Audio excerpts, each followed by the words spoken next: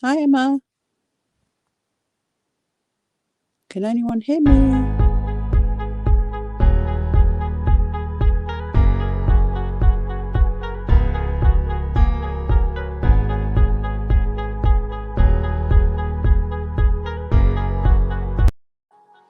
Let's stop that. We're gone past that now. 10 minutes later and the countdown comes on, Kat. Pardon? Never mind, I was just talking about the countdown. So hello everybody, old and new, you're all welcome here.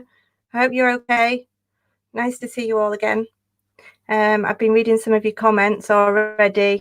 There's some nice comments. And as always, we're happy to hear everybody's opinions on here, whether they're the same as ours or different, as long as everybody's respectful and kind to each other. Isn't that right, Kat? Oh, yeah.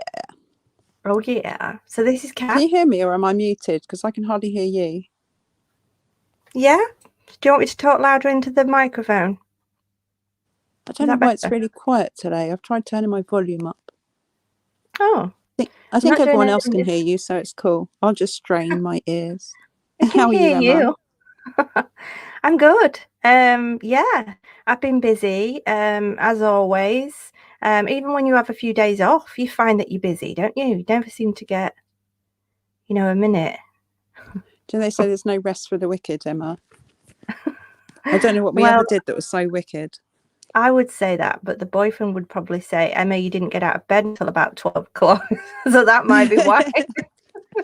It's got to be done some days. Gosh. So I just want to thank all the mods, everybody, for helping out in the chat. More. You must be mad. And my amazing friend Kat for always being here, being the voice of reason, as always. Good cop, bad cop. Yeah. Natasha's in the chat. She's from Cornwall. Oh, that's nice. We've got Cornwall. Melissa, Carrie. Oh, we've got Mary. We've got Oreo.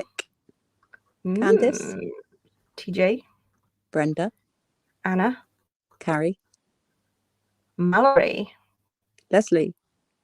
Queen. We could carry on. Oh, you said Oreo already. Slink Selena. Hi. Hi, Kim. Penelope Pitstop. Penelope Pitstop. I like that. So, okay. So, we've had this theory this morning from a subscriber. And do you know what? It kind of occurred to me that I'd already been thinking along similar lines, but not fully what she'd said. And I thought, wow, that's really interesting. I don't want to be named, so I'm going to leave her out of it. She said she doesn't want any hate. And I've said, well, you get hate wherever you are, aren't you? Even if I post my list, because people told me that they wanted me to let them know what I wanted for Christmas. Suddenly I'm a bad person. So you can get hate anywhere. I just let them get on with it. Anyway. Okay, so I have some screenshots. I've got the message that she sent me. I started writing it out and then I thought, do you know what? It'd probably just be easier if I just read the message. I've got some clips. So, as we know, Summer Wells, she went missing 15th of June. Disappeared from a home in Rogersville. Just disappears without a trace, without apparently one person seeing her disappear and not one person that's got anything to do with it coming forward. But somebody knows something, don't they? Who? And we don't know for what reason. And why won't they speak? What do you think, Kat? Is it fear, jail time, domestic violence, CPS? What is the reason why? I think it's probably like a code of honor or something. They all just I think they all have something on each other. So they're all completely codependent. If one of them goes down, they know they're all going down. That's what I think. Yeah, true. And despite all the sniff dogs, we call them sniffer dogs. I think you call them cadaver dogs. Do you? Cadaver dogs? Cadaver dogs, yeah. Cadaver dogs. I can't say it. Anyway. Cadaver. Got you right now, Kat. Oh, let me have a swig of my vodka. She's on the vodka. Do you know this? Oh God, Everyone guys, in chat. it's 10 o'clock here, PM. It's 5 o'clock always somewhere, Emma. And I'm just, I'm not like these Joshes and Dougs that can just come on and they're just like, whoa, everybody. And I'm just quiet and like, oh. So I need courage. Okay, so you're fine. You have me, Emma. That's all good. Thank you. What more could you want apart from cats and vodka in your life? Exactly. I'm absolutely fine now. I've got you. So we know Donald invited the news crew round. Well, that was quite hilarious, wasn't it? Watching that newswoman that probably turned up in high heels trying to top down that hill. Do you remember that? Oh, and yeah. she was like, newscaster. oh, and she was going, do you think you could actually get down here carrying a child? And I was thinking, you can't even get down there on your own. Never mind anybody else. And in 25 seconds, like Don said, I mean, that was more like 3.5 minutes, wasn't it? Oh God, yeah, exactly. So I'm guessing it wasn't a woman that he thinks kidnapped Summer then in high heels running down that dog trail. No. And a kidnapper who managed to shut the door behind them and lock it. Yeah. I mean, that must have been so quick because they had to shut the door behind them for a start. Oh God. So so she went missing. Nobody's come forward. And then apparently Don wrote a handwritten letter. Does that make sense? He wrote a letter. Wrote a handwritten letter with his hand. He actually wrote it with his hand. Yeah, that's right, with his hand. Okay. John Hughes in the chat. John are thinking, who is this girl from England? It's got two of us. It's like double trouble. You make sense. I just don't. You do. Stop putting yourself down, Emma. You're brilliant. Well, he wrote this letter, did Don, to WJHL. I think they'd asked for an update and what have you. And he said that he believed Summer was kidnapped while playing outside. Okay, so wait a minute. Let's just backtrack all the way back to the 15th of June. Again, yep. Okay. When was it ever said that she was playing outside? Because as far as I was aware, she was in the basement. Yeah, that's the story that they've rehearsed a million times. She went down to the basement to play with her toys. Candace went in the house, shouted for Summer, and she didn't answer, and Summer had gone. She was just gone. Oh, seriously. So she was never playing outside. No, I don't believe she was playing outside. That was never part of the theory. I recorded this earlier on. I've tried to upload it to my stream, but I don't know what I'm doing. I'm making a right mess of it. So just listen to this, guys. On the bottom door. Who opened that door? It's a deadbolt. The first thing she needed to do, she knew it, was to turn towards me and say, I can't really remember if this door was locked or open. Because earlier she said, I left the boys. Nobody in, nobody out. Right. At home. So first of all, she said nobody in, nobody out. She'd left the boys. So how did the door open? So, I'm thinking, there's no way that door could have been open.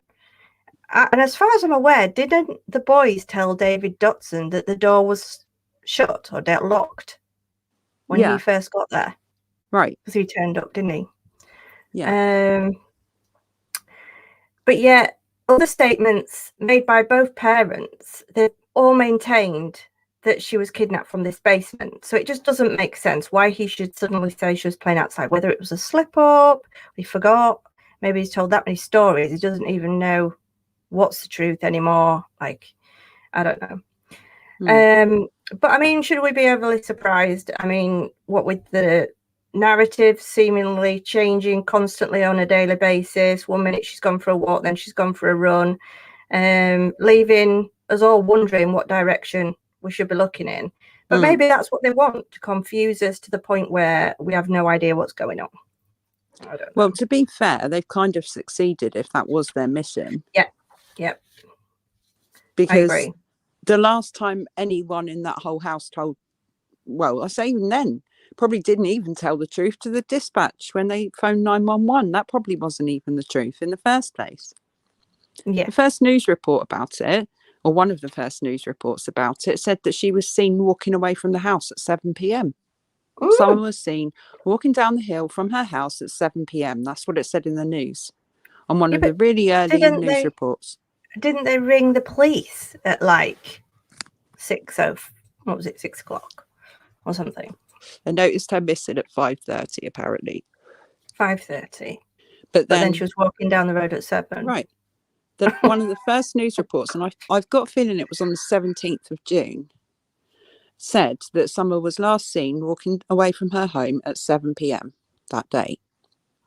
So, you know, I'm not saying that the news reporters got that right, because obviously, you know, there were some facts like wouldn't have been available to them at that time or whatever. But they definitely said in that news report it was 7 p.m. Then we see Don saying that he doesn't know what time he called the police. He said first of all it's 6:30, then he was told it was 5:30. Then Candace is on Facebook posting pictures at 6 o'clock of her son with a picture of Summer right in the corner that you can't hardly even see her. But she'd reported her missing at 5:30 p.m. and she was posting on Facebook at 6 p.m. So none of this timeline, right back to the beginning, right back to the first day, has never, ever made sense. No, it hasn't. And the more they tell the story, the more it changes. Exactly. The more they slip up and the more they kind of, you know, add bits in. I mean, Don's been famous for that. Everything that Don's heard that he perceived as a criticism, he's adapted his story to fit the narrative, his narrative. But realistically, the only people who have the facts as they are available, i.e. the time of the 911 call, the time that the search started, all of that stuff is being held by the TBI, and it's being held for a reason. Well, we're going to go over some of the possible reasons in a minute. I found that Melissa's comment quite funny. Candace on a run.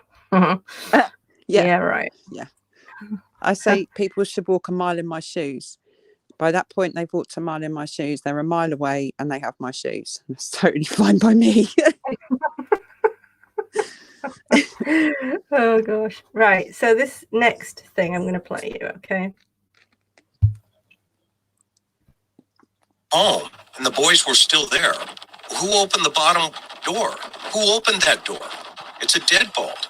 The first thing she needed to do, and she knew it, was to turn towards me and say, you know, I can't really remember if this door was locked or open. Because earlier she said, I left the boys, nobody in, nobody out. Right, wait a minute. At home. Let me just get the right one. At home, and the boys were still there. Who opened the bottom door? Who opened that door? It's a deadbolt. The first thing she needed to... Let me get it from here instead. It'd be easier. Well, that's always on the play, right? That's always on the table. Okay. Is it an accident? So the kids, one of the boys tells the authorities, and I got this firsthand, that they were playing hide and seek. Okay. And so what does that mean? I don't know. I don't have the other side of that conversation. Oh, you found that clip? Yeah. Brilliant. So if they were playing hide and seek, okay, what would that look like? Well, hide and seek, as we know it, one person hide, one person, all the people hide and one person counts to 100. Who? Hello? Hello? Oh? Emma? Can you hear me? Microphone issues. What's going on with you? Hey, Sherry, by the way. Just saying hi to Sherry. She's just saying hello to us. Hi, Sherry. I don't know what happened there. Microphone just suddenly turned off, or the colour drained out of it. Okay. It died. Died. I was like, what? Okay, so go on. You were telling me what hide and seek looks like. Yeah. Right. So hide and seek to us, I mean, hide and seek in our day, when we was a child, hide and seek was one person counts to 100 and everyone else goes and hides in a hiding place, and then the person that counted goes and tries to find them, right? Yeah. And they say, coming ready or not, here comes Spot or something. Yeah. So if that was the case, and one of them had, I don't know if that was the case and the boys had been busy playing their game, for instance, on their Xbox, whatever it is they play, and someone was bothering them, and they were like, oh, God, just go away, because apparently they got quite frustrated. I remember somebody saying, I don't know if it was Candace, that she always wanted to play. She always wanted to be part of whatever they were doing. And they got quite frustrated, I think, didn't they? And, what have you. She didn't like them touching the toys. So I'm wondering if they've kind of said to her, why don't you just go and hide? We'll play hide and seek. You go and hide and we'll come and find you. We've no intention of going to find her because they were busy, but it was a way of getting rid of her for a short period of time. So she runs off and hides. And the other theory I've got is the fridge in the garden. Now, I was looking at that fridge. It's a tall fridge, but it does actually have a white rack in the center of it. So you wouldn't be able to stand up in it. You would have to get down. A little kid could get down and sort of kneel down inside there. And if they did, their full body weight wouldn't allow them to open the door at that point. But I mean, it's an insidiously dangerous thing to have a fridge and then tell a news channel that your child used to play on it and play in it. I mean, who does that? Who in their right mind? I mean, surely everybody on the planet knows that you don't let kids play anywhere near an old fridge, because for that very reason.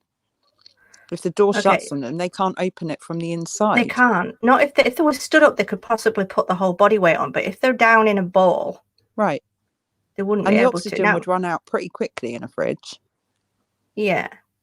Now, Jessie in the chat, Jessie SX, I'm going to call you out because there's no, stating this theory is based on nothing, though. I'm sorry.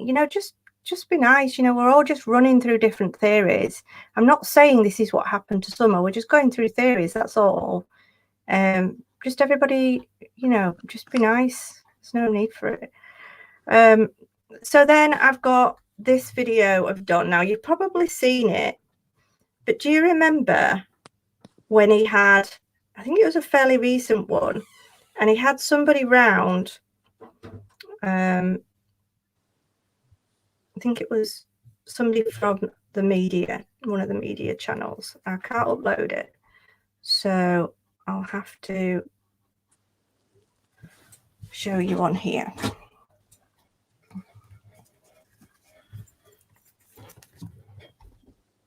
For anybody that's not seen it.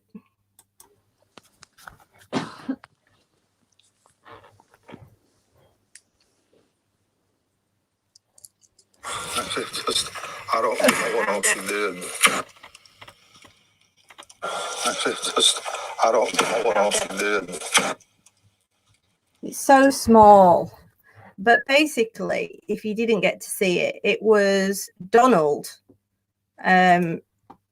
bashing the hell out of the fridge that's just randomly placed outside of the front door with what looks like a stick. But if you go back and watch it, if you can, I'll try and put the link in the description. And he just seems to be bashing the hell out of this fridge in front of this woman from the media.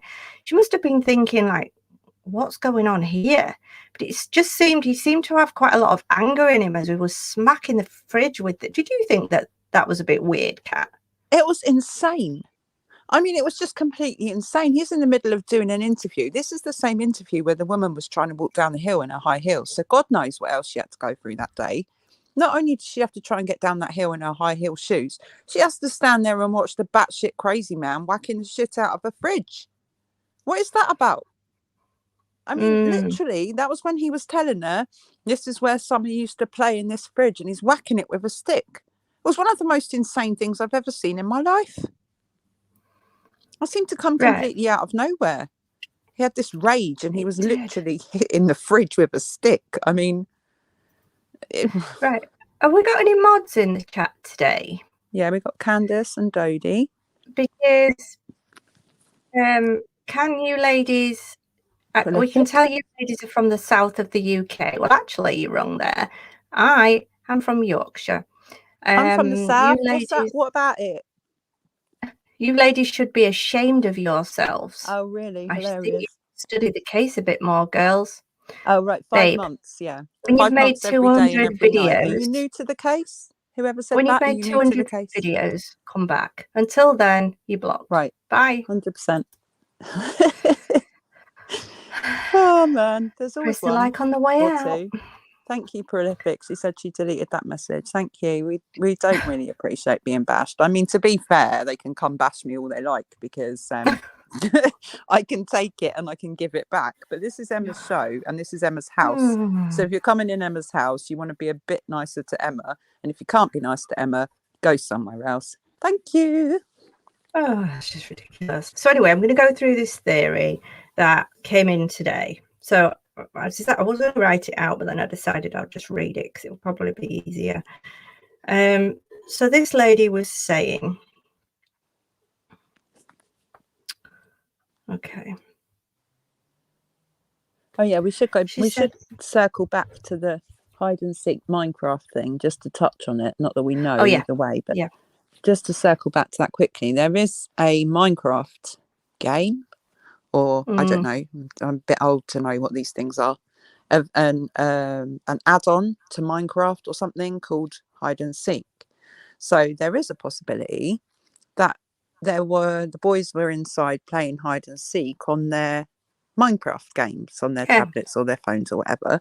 But we kind of sort of went with what Chris McDonough said about the boys were playing hide and seek. We don't know whether that was on their phones or whether they were actually playing hide and seek, but it just seemed to link in quite nicely to the idea, or maybe the theory, or the posturing of this theory that perhaps they were actually physically playing hide and seek, or perhaps summer was and they weren't actually looking for her. So all of those things are important to mention, probably. Yeah, now we do know that there is a game called hide and seek, but whether the boys had that game, we don't know. Someone said about them playing hide and seek. It could be that someone was playing hide and seek. We don't know. It hasn't been verified. We've just been told that there's a game because people in the chat have said, and earlier on, there is a Minecraft game called hide and seek. So it could be either or, but we're just putting a theory together. We're not saying that this is what happened. Now, Lisa Avery in the chat, she said, did you notice that recording of the audio where Donald Wells is speaking and he's bashing the fridge? His voice seemed shaky when he started talking about the fridge. Now, I noticed that earlier. I forgot to write that down, Lisa, but yeah, you're right. As he went over to the fridge and he was talking, he was saying, yeah, someone used to play all over this fridge. And then his voice started getting shaky as he said the rest, about whatever he was saying. So does that mean anything? Don't know. So the theory is, this is what this lady said, who doesn't want to be named. She said, maybe the children were left at home alone and an accident occurred. Donald was at work. Grandis was at the hospital. Candace left the kids alone at home unsupervised. Whether Summer was there or not, at this point, we don't know. Or later on, when she got home, if she nipped out to get the groceries and things, we're not sure. But she said an accident happened at home. Now, Alison said in an interview that she first heard initially that one of the boys had dialed 911 which would make sense if they were home alone.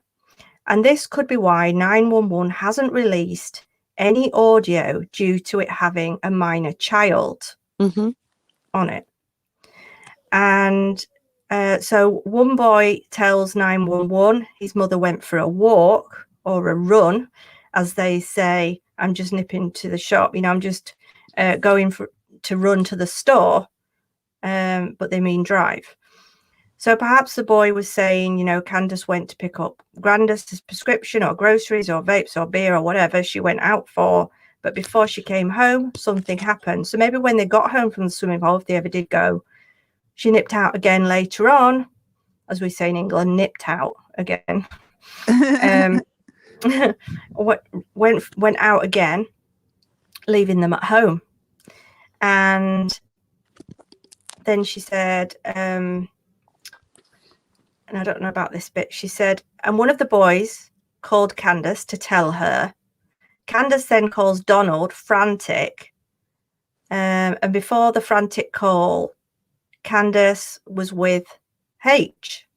And when Donald called Candace to check up on her, Candace had told H to be real quiet. So, and that might be why the milk was on a different side, you know, because it was questionable as to why he said he got out of the car with milk on one side of Summer and then the milk was on the other side of Summer. Or apparently when he said he got out, because he got out later and the milk was on his knee, but then she was asleep, but the milk was on, you know, so it just didn't make sense that. Anyway, I don't know if I'm making sense here. So she said, Candace told H to be quiet.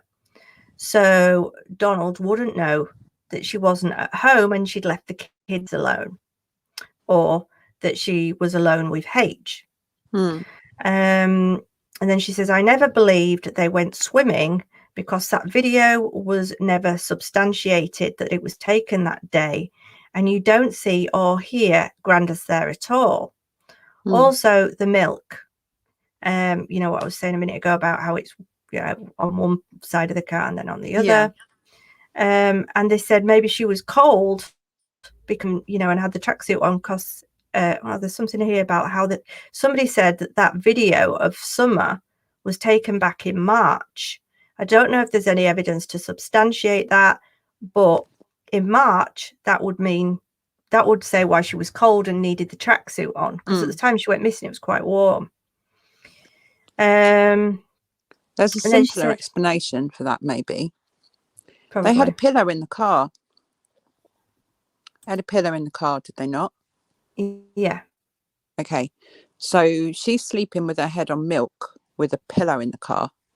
Why was the pillow not under her head so that she didn't have to sleep on the milk? Yeah.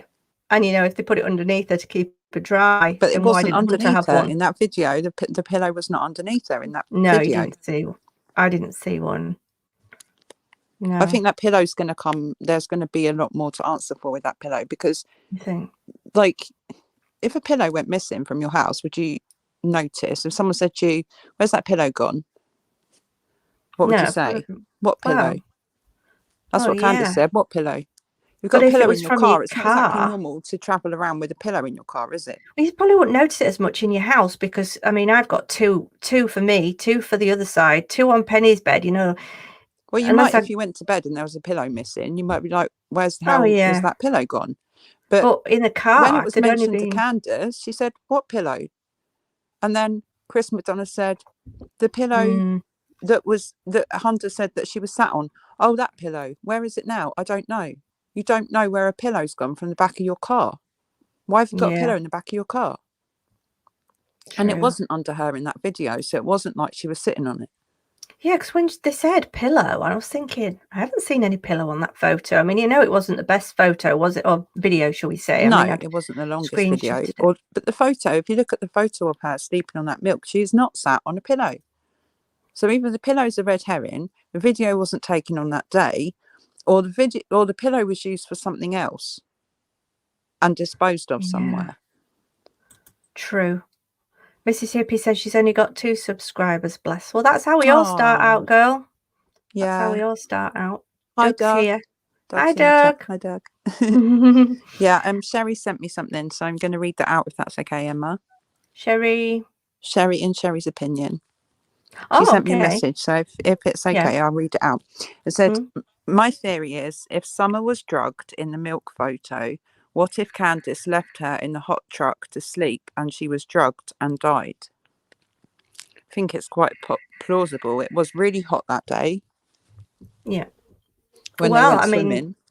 I think it's plausible. I mean, whether they drugged her or whether she found it, you know, that's plausible.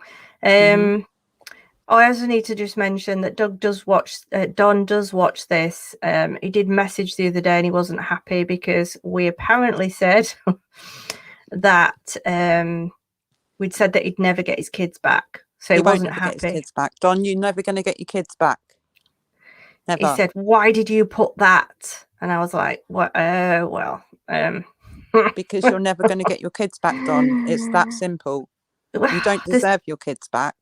You've had 8 children so far. Between you and Candice, I've had 8 children, and not one of them is living with you. Let that tell you something, please." I'd love to turn my camera on, but I've just got my middle finger stuck up, so I won't do that. But you can imagine. You made me laugh. Yes, I have ceased communication with him since then. He doesn't like me anymore. Well, to be fair, his kids are better off without him. He never gave those kids a good life. He's never given any of his kids a good life, and neither has Candice. That wherever they are now, however bad it is, they are better off there than what they will ever be with those two. 100%. Yeah, I've got to admit that there would be a hell of a lot more than a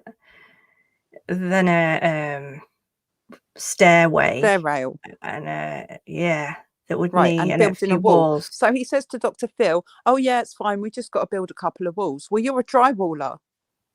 You seriously think that if you only had to build a couple of walls that you wouldn't have done that by now? You're a goddamn drywaller.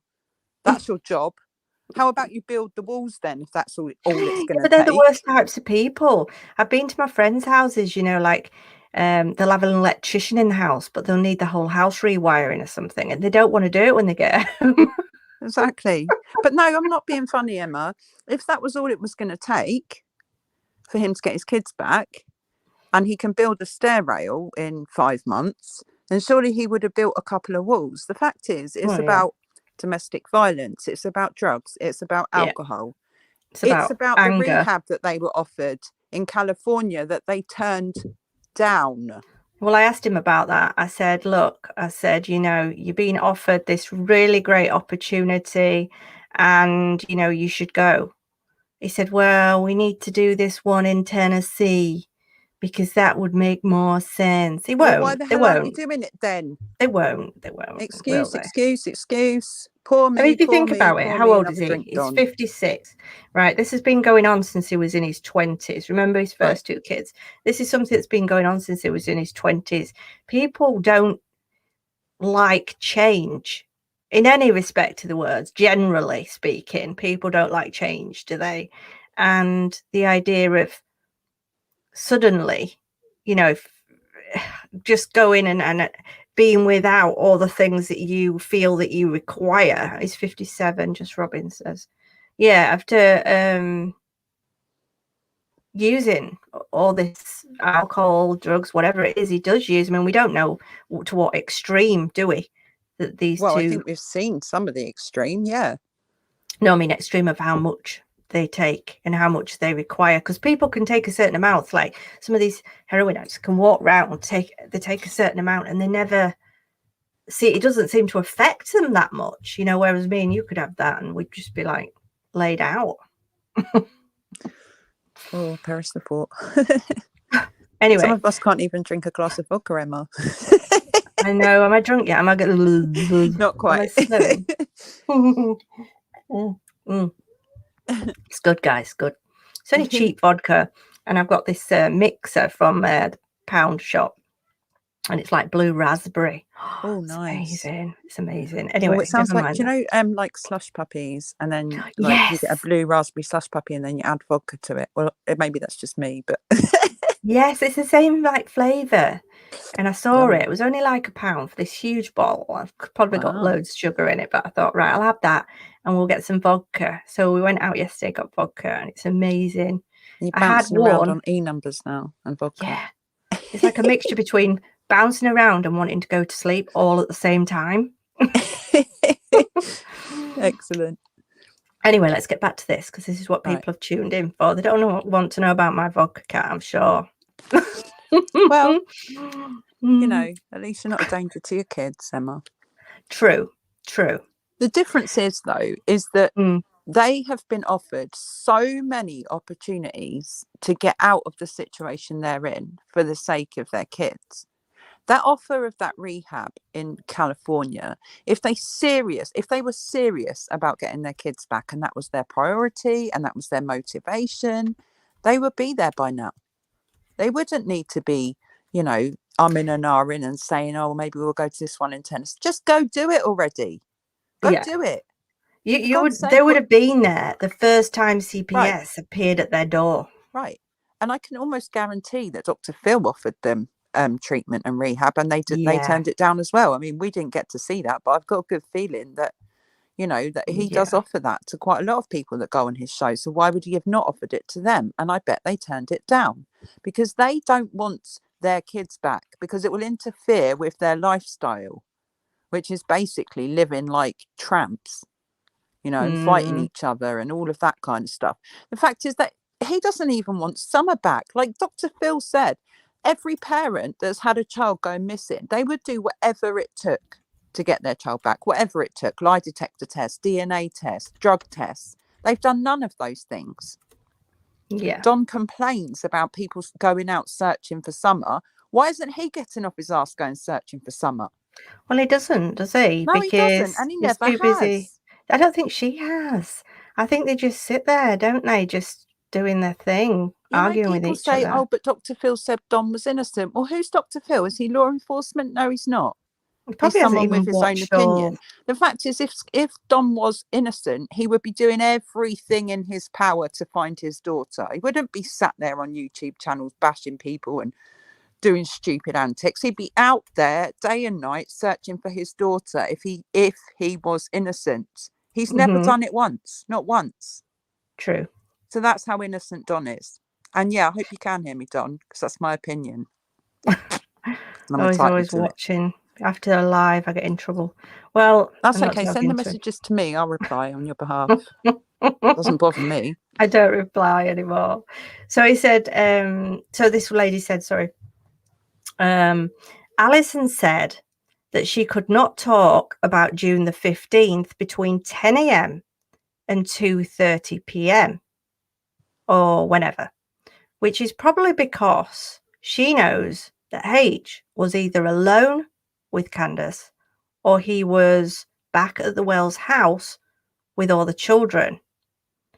She says, remember, it was the first. Did you know that she'd said that? I mean, maybe that was in the interview and I missed it. I know she said something about being not able to talk, but did you hear that bit where she said she wasn't allowed to talk about it between 10 a.m. and 2:30? I didn't hear that, but I've got a feeling that it's in the back of my mind that I've heard it, but I don't think I actually remember hearing it, if you know what I mean. I mean, obviously, we don't know anything about this case, do we? Oh, no. But no, that's one of those things that, you know, you just hear so Terrible. much information every single day, and it's one of those things that's in the back of my mind. Yes, I heard that, but it didn't particularly register or something at the time. When did she say it? Was it in an interview or was it? I've got a feeling it was, well, it can only really have been, I'm guessing the one she did with Unmasked, because you remember right at the beginning she did one with Unmasked, and then she did the one with Chris from the interview room. So I think it was probably the one with Chris, because he will have been the one that will have asked the question, you know, the questions that nobody would have thought to ask. During Unmasked, somebody said. Okay. Yeah. Oh, we've got a message here from John Q. Hey, John Q. We love John Q. Where is he? I totally agree with you, Miss Emma. Oh, he always calls me Miss Emma. It's so sweet. Yes, Don should have been out searching for Summer rather than messing around on YouTube. Oh yes, we Oh, I definitely think you'll agree find that with was me that said that, but thank you anyway. So where were we anyway? So she said she couldn't speak about 10 a.m. until 2:30 p.m. Okay, whenever that was, she said, That's an which is probably interesting why. timeline. That's an interesting timeline. I should have tried to pick that out of the interview, but I've been making dinner, so I didn't have time. And she says either H was alone with Candace or he was back at the Wells house with the children. Remember, it was first said that Candace couldn't get a babysitter. The sitter fell through. So Candace probably left them alone at home without a sitter, or she left H with the kids as a babysitter, and she paid him with vapes and whatever it was. Some of this I agree with, some of it I'm not sure about. But I'm thinking, she says, Alison doesn't want it known that Candace and H were alone all day. She has enough trouble with her ex-husband wanting H to move to New York.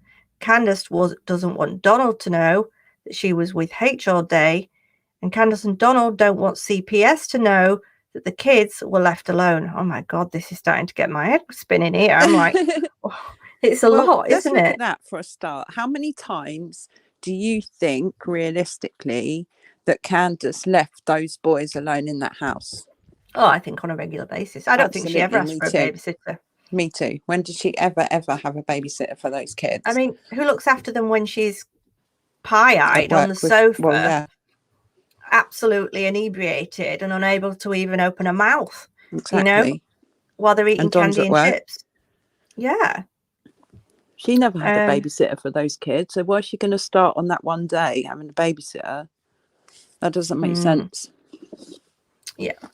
You know, people have got to remember, and especially people that are new to this case coming in, because there are a lot of new people now following Dr. Phil. Obviously, some of the newer people don't think that we've done our research over the past 5 months, but oh no, those kids didn't get taken away from Don and Candace for no reason. And they certainly didn't get taken away from Don and Candace because of anything that happened on YouTube, which is what Don tried to say. Those kids got taken away from Don and Candace because they were being neglected and because the house was an absolute death trap. And you only have to go back and watch that video that Chris McDonough did right back at the beginning, where he went in the house with Candace, and you will see that Summer's bedroom was a dungeon. It wasn't the pretty pink thing that Dr. Phil showed on his program. It was a dungeon. So anyone that thinks that those kids were taken for no reason really seriously need to go back and have a look. Because Don would have you believe that CPS came up there and he said, oh, these YouTubers are all bullying me. And CPS said, oh, we better remove the children then. That sounds highly dangerous. The CPS were already involved with Don and Candace. They took one look at that house and said, right, that's it. Your children are not living here anymore. And they put them somewhere where they're better off for it. That's the truth. Yeah. I mean, to be honest, I do agree partially with that comment on the screen.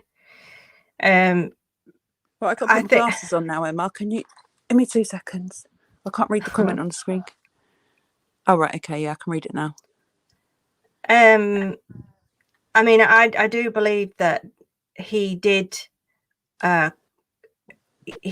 help try and make them look innocent in a way. I mean, by making sure that they had the makeup on when he came with the cameras. No, why the hell? Just people want to see the real Don and Candace. They don't want to see some made up. Let's make it all look pretty, like we're all happy and this is what I look like on a daily basis. You've never looked like that probably in the last bloody 20, 30 years. Well, Candace is having all those teeth taken out now, isn't she? Yeah, and she didn't dare open her mouth on set. That she's got to have removed. I know, what a waste of money. Yeah, right. And it's just, and I mean, he makes out that us YouTubers are causing all the problems. Well, if you didn't come on YouTube lives telling different stories every single day, then there wouldn't be so many narratives and people wouldn't be discussing it in such a negative light and putting you at the forefront of it. If he'd have come onto YouTube telling us all about his daughter and how much he loves her and misses her and how she used to play and what her favourite candy was and all of that kind of stuff, he can't even tell you when her birthday is. Don't tell me that this man is so desperate to find his child that he came on YouTube and Facebook to look for her. He told Dr. Phil that the first couple of weeks after Summer went missing, he posted all of her photos on Facebook. No, he didn't. He didn't.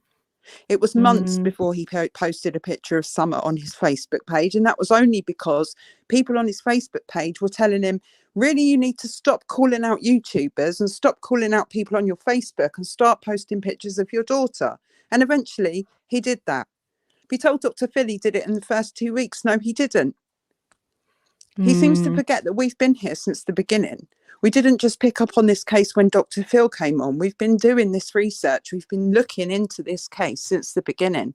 They make me so mad that they went on Dr. Phil and made out like all people on social media were causing the problem. He's caused his own problems. Yeah, I agree.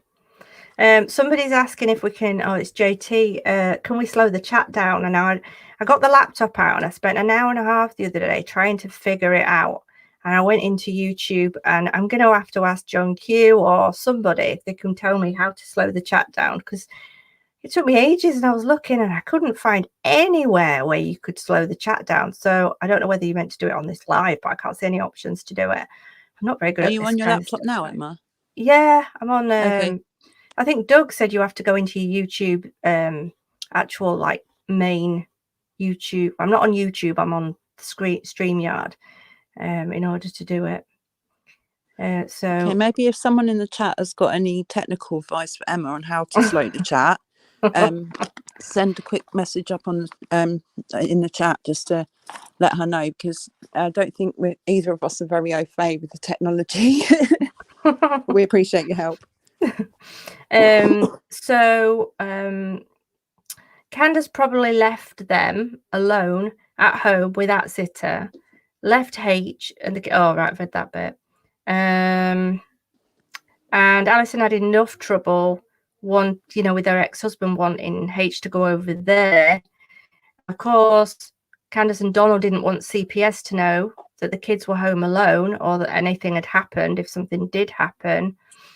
So that would explain, she says, why there were reasons to lie about the timeline, because obviously if Candace had H round there, she's not going to want Donald to know if she mentions that and something happened, say there was an accident. She wouldn't want to say why she wasn't watching Summer, because then she'd lose her husband, she'd lose her kids. And obviously Alison doesn't want it to get out, because otherwise the ex-husband would take him back all the way over to New York. So there's reasons. I can see where she's coming from here. Yeah. She says, now that doesn't explain why Summer isn't around. These cadaver dogs were used, but they couldn't find a scent unless she possibly, at home. So Candace drops H off, calls Donald frantic, rushes home to find Summer either injured or maybe worse. Maybe she thinks might be on a way that way, very shallow breathing. Maybe he hid in the refrigerators. They were playing hide and seek and was only unconscious at that point, which is why there's no blood or actual death. And maybe Candace was drunk or whatever, and she thought cops would arrest her if she sought help. And maybe Donald told her, F that, I'm going to jail for neglect, SA. So he decided not to seek medical attention. Or perhaps when Candace returned home, she saw Summer passed out. She collected her up in Grandis's vehicle, drove to meet Donald, but before she could reach him 45 minutes away, it was too late. but that doesn't explain the cadaver dogs not hitting on the vehicle unless they met up, both thought she was, and dumped her. I know this is awful to talk about. I'm sorry, guys. One of the sons was on TV with Donald early on, do you remember? And he had his head down. And Donald had his hand resting on his shoulder, almost kind of as if to say... Yeah, that was very dodgy. He's the oldest one. It was the oldest one he had with him. And he's aware. So he's older. He's aware of what's going on. So if something had happened to her, maybe she got stuck in this fridge or some accident had occurred at the home at that point, he would be possibly aware of it. And they could have said to him, if you say anything, you'll go to jail, which could be a reason why he's scared and looks very scared on that interview. And Donald's kind of, stick with me and I'll look after you kind of thing. You know what, that really wouldn't surprise me, because if you look at the kind of, like we've talked about before, the intergenerational trauma in that family and intergenerational abuse, his father did exactly the same thing to him. And Don does exactly the same thing to his son. It's kind of a repetitive pattern that goes on within his family. You've got a new member, Emma. Oh, Lady Justice, thank you for becoming a member. That's really nice. Thank you, darling. So him controlling what his son says is part of it, because he had his arm around that boy so tight. You could almost just tell that the child just didn't want to be there. He didn't want to speak. He didn't want to give anything away. It was kind of a real controlling kind of pose that he had with his son at that point. Yeah, it was. And I honestly, and this was right at the beginning before we got my theories out there, I honestly thought, what's wrong with that boy and why does he look so scared? You know, I mean, I don't know whether everybody else thought that. If I'd have had longer to prepare, I would have uploaded all these photos. But yeah, the chain of dysfunction is huge in this family. I agree, Maggie. But that's, Melissa says, correct, Kat. Thank you. Yeah, even the Grandma stop clock T is right twice a day, hon. Grandma T says oh my god, the cell phones will reveal all. The thing is, they won't reveal the actual like wording, so they'll reveal like some phone calls. They could just turn around and say, oh yeah, we rang each other, you know. But they'll reveal locations as well, Emma. Oh, true. And actually, the TBI, the report that they put out just before the Dr. Phil show, said that they do have the digital evidence and they're in the process of reviewing it. So they must have that back by now.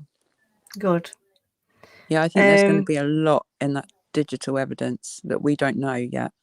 Yeah, I think there's been things they've been waiting on. Oh, Josh is here. Hey, Josh. My friend. Josh and Doug. Oh, I love them both. It's your fan club, Emma. Oh, I love Josh and Doug. Donald may have put him in the public's eye as a way of shaming him or scaring him not to say anything. I wouldn't put that past Don at all, in the slightest. That's exactly the kind of thing Don would do. Yeah. Right, that comment in chat, May. Do you remember when Don told the boys they might die on the Ferris wheel? Exactly. Yeah. That's exactly the kind of thing that we're talking about. Yeah, I mean, you wouldn't fear of God in your that. kids. Yeah. So it's the kind of thing he's done before, I'm guessing. Oh yeah, that will be he'll know that stance. The boy will know what that means. Don probably didn't even have to tell him. It's so ingrained in the nature of that family that way that he had his arm around his shoulder, that boy knew what that meant. For sure. They'll have done it before. Like they'll have gone to family members, and if they've started talking about something, for instance, that they didn't want him to talk about, what, you know, where's your mum or whatever, they'll put his arm around the shoulder and just pulled it as if to say, don't say anything, you know. I can imagine that. Wait a sec, where was I? So Donald claims that he said it's not my fault, and he said, I wish I'd played with her more. perhaps he meant he'd wished he would have found her during hide and seek. Maybe. I don't know about that. Maybe, I don't know. I remember when I played hide and seek with my older brother, he'd say, go hide, and then not look for me. Maybe they told her to go hide because, you know, she was getting on their nerves, and then continue to play on their video game.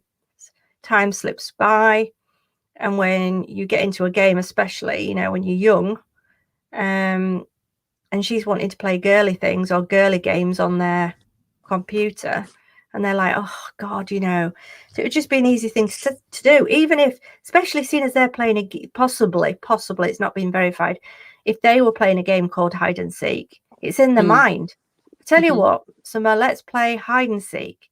Yeah. Summer goes off to hide thinking, yeah, the boys are playing with me, because they don't normally, and they just don't come and find her. And if she had got stuck in that fridge, I'm not saying that's how it happened, but if she had, she wouldn't have been able to get out of there, not crunched down. I'll put that picture on again if I can find it here. But if you look at this picture, I don't know if it's obvious from this picture. You can barely see it, but there's like a middle bit. So anybody just further down than that white box bit, there's actually one of those, you know, like metal grate kind of, what do they call them? Like wire racks. Fridge shelf. So she would, so she would have to be fridge shelf. So she would have to have been like crunched up under there, you know, like hiding, pulled the door shut, because there's something to grab hold of there. You can see it's like a handle, isn't it? You know, it's where the eggs go or whatever. Pull it in. The next thing you know, you're stuck in a fridge. And can you see the seal on that door? Look at the seal on that door. It is a thick rubber seal. The whole thing is terrifying. It's one of the most terrifying things I've seen.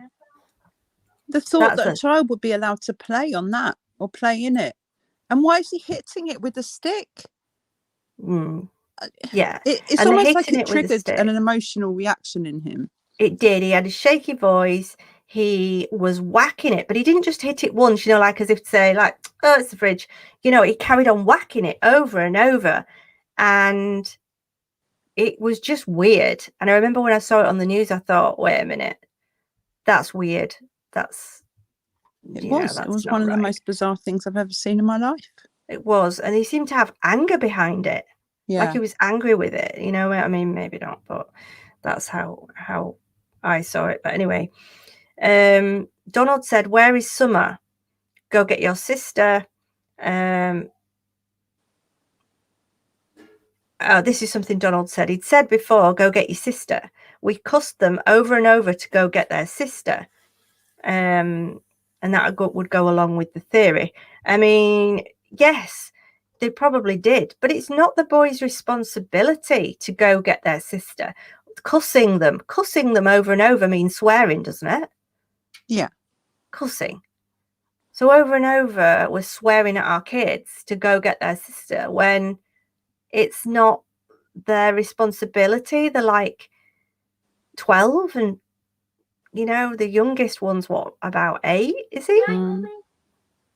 So I don't know. Let's get rid of that picture because he's annoying me. Get back to the comments. So oh, that's interesting. Just picking quickly up on what Nikki Lacoste said. Brian Enton's just finished interviewing Don, News Nation Tonight. That might be worth looking at. Yeah. Would that mean me sharing my screen? Pardon? I bet Doug's just laughing at me in the chat now. The idea of me trying to share my screen, it just kicks me out, and I end up I'm just not good, Doug. Mic's gone, is it? I'm just. Your mic's cutting out, Emma. Okay. Emma said the words cutting out and then she cut out. I think that's like saying Macbeth in a theatre or something. It's bound to bring bad luck. Oh, there she is. Am I back? Oh, there she is. I can't understand why it's a brand new microphone and it's plugged in. I think there's something Anyway. wrong with the microphone in my phone because I can still hardly hear you. I know no one else is having a problem, but I've turned my volume right up and I can still hardly hear you. Somebody said it went silly. What's that? Is that the interview or us or Don can't stop talking, can he? No, he can't. That's the thing. I think he's managed to talk to all of us YouTubers behind the scenes. He won't talk to me. Look at my face. Does it look bothered? I can't see your face. I'm just looking at like a blue. Let me tell you, I'm not bothered. I'm totally not bothered. Are we all shinners? Shinners. I can't even say it. So this is where she says, I don't want my name mentioning because she says, I don't want any problems with, as you can imagine, the person on YouTube that causes problems for everybody. I'm not going to even put his name out there. Doug says, shinners for sure. I can't even say that. Shinners for sure. Shinners for sure. And then she said, what did she say? I think Donald talks to everyone because Candace won't, refuses to. She knows she's guilty for knowingly neglecting her kids. Possibly. Oh, I don't think that's the reason. I think Don talks to everyone because he likes the sound of his own voice. And I think he talks to everyone because he wants it all to be about him, which is all he's wanted ever since day one. Infamy. They've all got it in for me. That's true, because I finished talking to him on the weekend, and at the time I'd just been doing those boxes for the refuge, and he was saying he was going to church because it was Sabbath on Saturday, and I said, oh, we've just done these boxes for the women's refuge, and he sent one back, never acknowledging what I'd said at all, and just talking about himself, and I was just like, ugh. Typical narcissist. Absolutely. Ain't nobody got time for that. No. So she said, yes, they said Summer is bossy. She's probably demanded that they play with her, and she was hyper, I bet. Probably gave her sodas all day, makes a child very energetic. Imagine she can't use a phone yet or wanting them to play and stuff, and she knows how to play. Imagine boys not wanting her to poke at their phones or games because she doesn't really understand how to play yet. She probably got on their nerves, and without a parent around, they probably were mean to her. Maybe she told on them a lot. Oh, I remember my brother used to do that. It used to drive me insane. And they always took the heat for her telling on them. Well, I mean, we don't know if this is true. This is what this theory is. Didn't someone say the boys were mean to her? I think that was one of the friends early on, wasn't it? One of the friends said, the boys could be mean to her. But they were older, and they probably were just like, oh, for God's sake, Summer, go away, especially if she was like younger and wanting to play baby games or dolls. And they were like, gosh. The thing that made me first prick my ears up about those boys, and it wasn't really about them, it was about what Candace said about them, was when she said when she got home with Summer in the truck, the boys came out and helped her unload the shopping and carried it in the house, and the boys loved Summer, and they would always talk to Candace and tell her where Summer was. And I'm thinking to myself, I've got two younger brothers, and one of them's 3 years younger than me and one of them's 7 years younger than me. And there was no way on God's earth at that age that they were looking up from their computer games for long enough to go help anyone carry any shopping inside the house, much less like find out where I was or give two shits where I was or what I was doing or what I was up to. They still don't. So there was no way that those boys were attentive and, rushing to help Candace to unload the groceries and all of that kind of stuff. Like, that didn't make sense to me on day one. So when she said, I said to the boys, keep your eye on Summer. And I went over to my mother's trailer, and I thought to myself, how often did those boys actually look up long enough from their phones to know where Summer was? I don't think they were as attentive as what Candace made them out to be, because they were young boys. And Oh to yeah, me, I don't know. She was saying they love their sister and they miss her Right. so much. They're probably thinking, thank God, we can have a rest, we can play our games in peace. Exactly.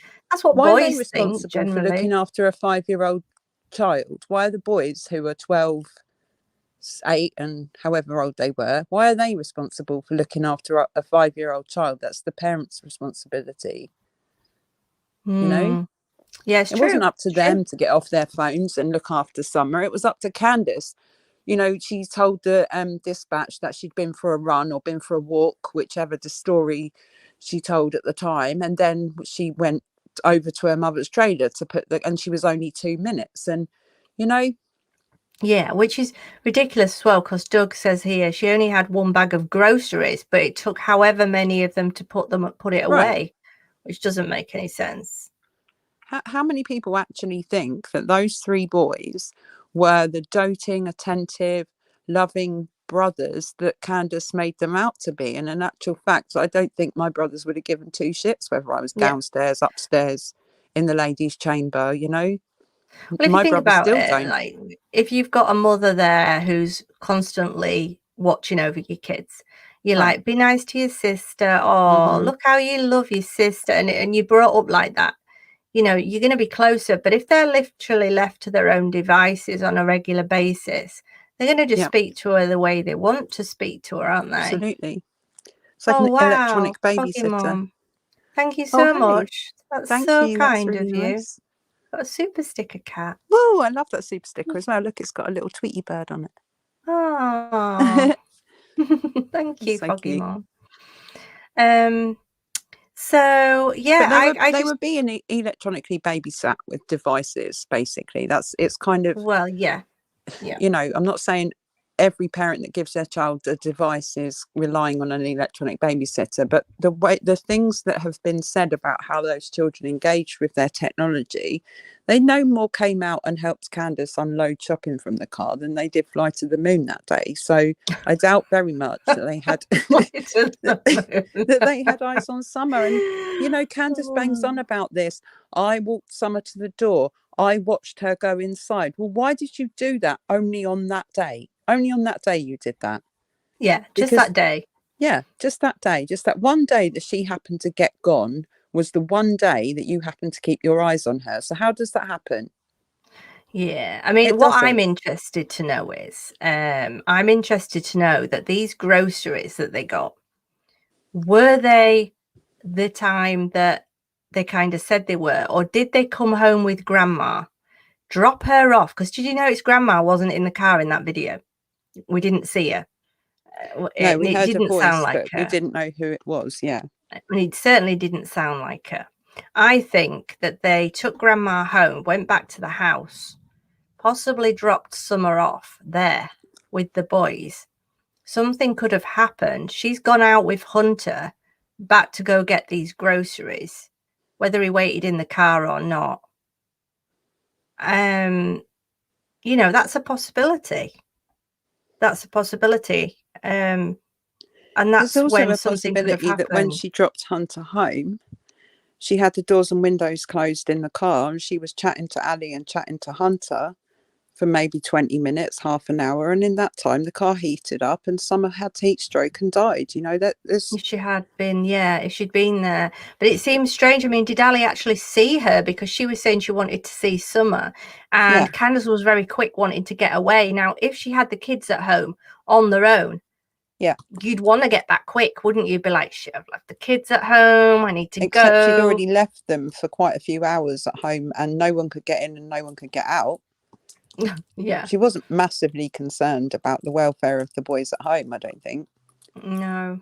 And if Don was Unless concerned, she'd he could left have come Summer home from there. work, because she apparently told him on the phone that the kids were at home on their own. Well, then why did Don say, well, I'll stay at work then? Why didn't he go home and take care of the kids? He I mean, have to stay at work.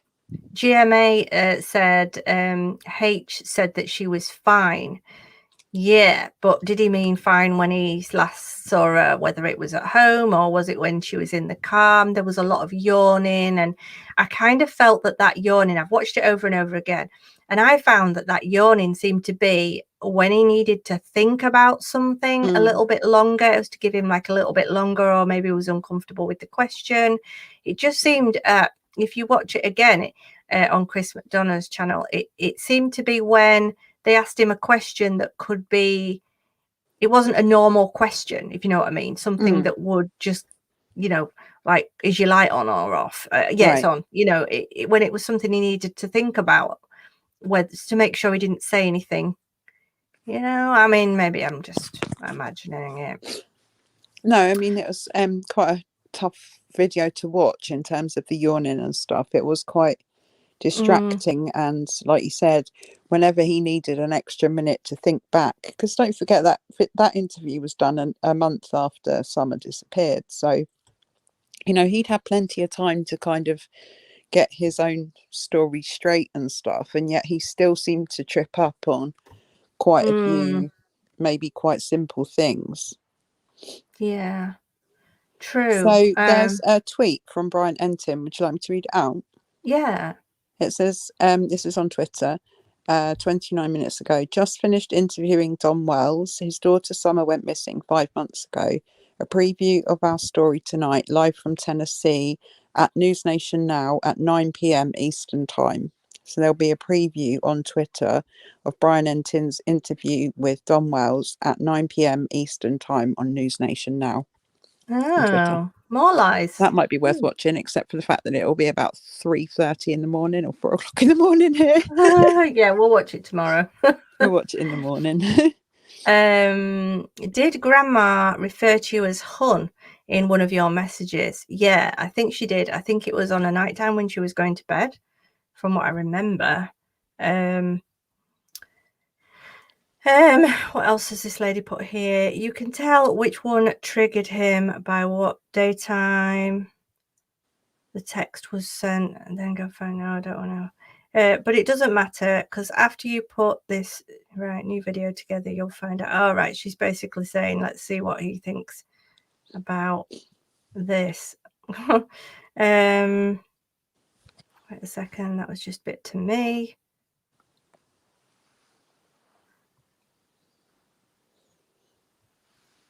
I wonder if you asked Ali, who told her the boy called 911, if she would tell you. I guess it doesn't matter, since we do have her saying it. So there must be, I'm going to have to go back and look at this interview, but apparently she did say that she thought one of the boys had called 911 first. Right. So did she have some in the car? She thought that, or did she say she thought that, or she knew that? She says, I wonder if Ali, I wonder if you asked Ali who had rung 911, if she'd tell you. I guess it doesn't matter, since we've got an interview with her saying that it was one of the boys. Now,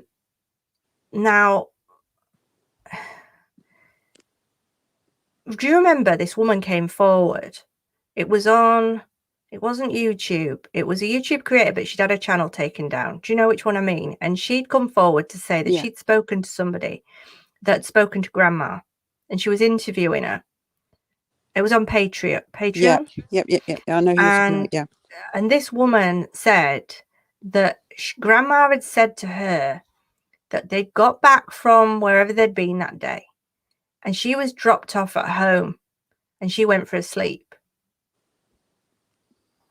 So it could be that they went out again and the kids were on their own. We don't know. I mean, I think they got back earlier than we think. I don't know. Yeah, I mean, there's definitely no sense in the whole timeline. There's times where, well, I mean, they've changed their mind so many times, and I think they've all said that they can't tell the time, and I think that seems pretty obvious, because none of them have kept the timeline straight since day one. What's Doug say? He says, is Jose stuck or not? If you can ask Ali. Stuck. Is Jose stuck? I don't know. What does that mean? Stuck where? Don't know. Okay. It just seems weird that no one can seem to properly find him, you know, like anywhere. I mean, did he disappear as well? I mean, Grandma was with Summer, apparently, when she disappeared. Grandma had been around the daughter when she disappeared. Did she actually take him to where he was supposed to be? I mean, I'm just putting that out there. Like, I think the thing is with Jose is he was apparently taken back to North Carolina in October the previous year. So it's kind of like, how was he kind of still in the story, if you know what I mean? He's sort of, I don't know how he fits into the story. He was somebody that visited Ali and Candace in October the previous year, and then all of a sudden in June 2021 he's been brought into the story of Summer's disappearance, but I've never seen how he fits into it. He probably just visited. I think he was one of those that came over, and when all the guys came over, I don't know whether they camped on the land or what. Maybe. Yeah. And then this lady says, no way Ali isn't friends with Candace. I mean, I know she's annoyed with her for doing the interview on Unmasked and on CM, but she let H go with Candace that day. Donald said after Summer went missing, Ali turned on them. So they had to have been friends on June the 15th. Otherwise, you would have thought that she wouldn't allow Hunter to go. Oh, thank you, Doug. That's really nice of you. Thank you, Doug. I'd play Thank a special you. tune, but I don't have a soundboard. Yeah, I don't either. I could sing, you know. No, You want to clear your chat room, Emma? Really? I bet you can sing though. Okay, well, maybe we won't sing. But thank you, Doug. I need to get a soundboard for Christmas. And then, Doug, you're going to have to tell me how to work it, because I could probably just about plug it in and then I was going to say, can you learn how to slow your chat down first? That might be a good place. I don't even know how to do that. Never mind upload. I never mind how to share anything without kicking myself out. But like Doug and Josh, like do lives like every night or whatever. I just, maybe if you did that like every night or every other night, you kind of get into it, wouldn't you? You'd know where everything was, but I just don't have a clue. Yeah, it's one of those things though. I don't know how much of it you can do while you're off stream and how much of it you can only do when you're on stream.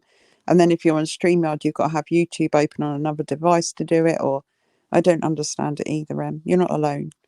You are not alone. Yvonne, you see, you don't need me to sing. You've got Cat. Yeah, but then you'll probably get a copyright strike or something. Another I one. am here with you. There you go, we've sang. Well, that's enough. That's enough singing. So she said, I think they aren't friends now only because Candace and Hunter into all this, and Ali's ex is probably fuming mad. I don't know. I don't know whether there was anything going on between the two of them. I mean, what do you think, Kat? I mean, your answer's probably as good as mine. Who knows? I mean, we're just guessing, aren't we? Between Candace and Hunter? Yeah. No, well, I've said my opinion on that many times. It wasn't, if it was anything was happening, it was abuse. It wasn't a relationship. A fully grown woman doesn't have relations with a 14-year-old child. Well, no. And they said it was just hooking up. Apparently, that's what Candace said to Jenna when she was friends with her and thought she could like trust her as they were like friends and stuff at the time. And she apparently told her that they were just hooking up. I mean, well, you know, I've said my piece, I think, quite a few times. I think people are probably sick of hearing my opinion about it, but I just want to tell the truth, and that is that if a fully grown woman is having any kind of relation, it's not consensual. It can't be. No. I mean, Hunter, like Vibes says here, Hunter has a girlfriend. I mean, that's not right. I mean, if they're sleeping together, it's not right because they're underage for one. Like, I mean, I don't know what the age is over there, but I think is it 16 for sleeping? And I don't know. What is it over here? I don't know, because I think in some states of It's America they might have 16. a different age of majority as well. True. I think it's 16 to be able to. You've got to be over 16 to be able to sleep with somebody. I'm sure it is. Someone in chat will Which tell us. is silly, because you're not classed as an adult here until you're 18. In the US, I'm sure it's 21 that you're Some classed as states an it is, I adult. think. I think in Yeah. some states, like there's some states where you can like get married at 18, but you can't drink until you're 21.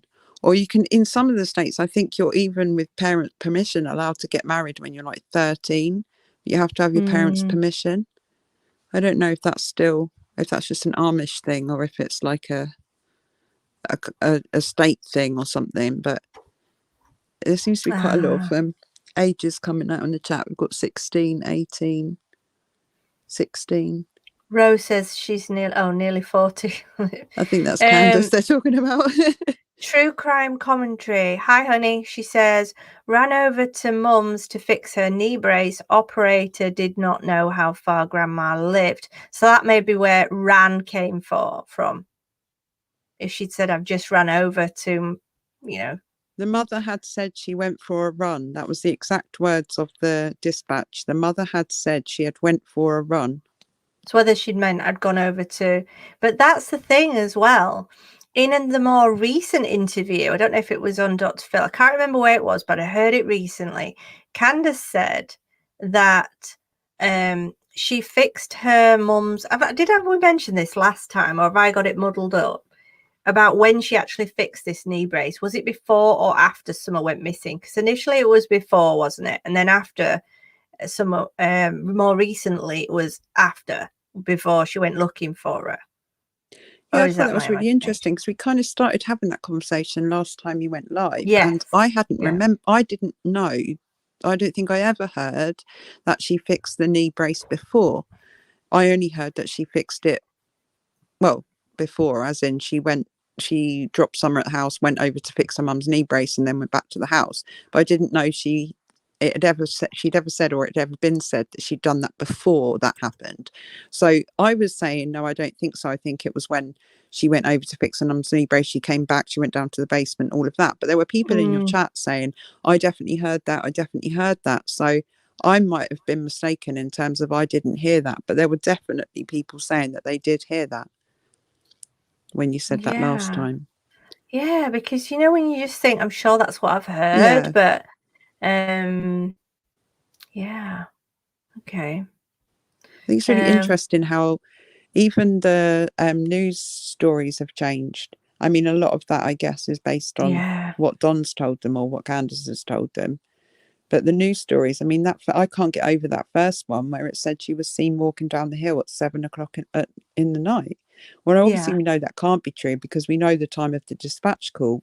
But the news stories have been few and far between. And when they have come out, they seem to have varied quite widely on the information that they've given.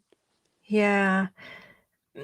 Yeah, it has. It's gone back. It's just every time you hear it, you're waiting for it. And the reason why everybody wants to hear the next one, the next media coverage of it, is because you never know what you're going to hear next. Yeah. If we knew that, like we knew the story from the beginning, unless there was any proper updates as to whether or not they'd be found, people would be just like, right, okay, we know what's happened.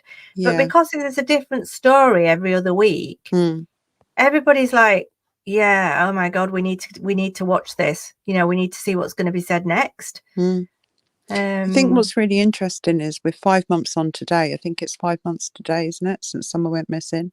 And the TBI have never cleared the parents. To me, that's one of the most fascinating things about this case. Oh, but according to Donald, they've been cleared, haven't they? What, by Dr. Phil? He said, he is an authority in law enforcement, or no, it was on what channel was it? I'm just trying to think now. It was fairly recently, and he said, was it Doug's channel? Doug, are you in here? Was it in your channel? And he said, oh yeah, I think it was Doug's. And he said, yeah, we've been cleared. Doug said something. He said, oh no, we've been cleared now. I think we've been cleared. And I just thought, wait a minute. And even Chris M said to him, said recently, if you were going to be cleared from an investigation, especially something high profile like this, they would put out a news media broadcast to say so. You know, they put in news media broadcast to show you walking down a hill and walking the dog track.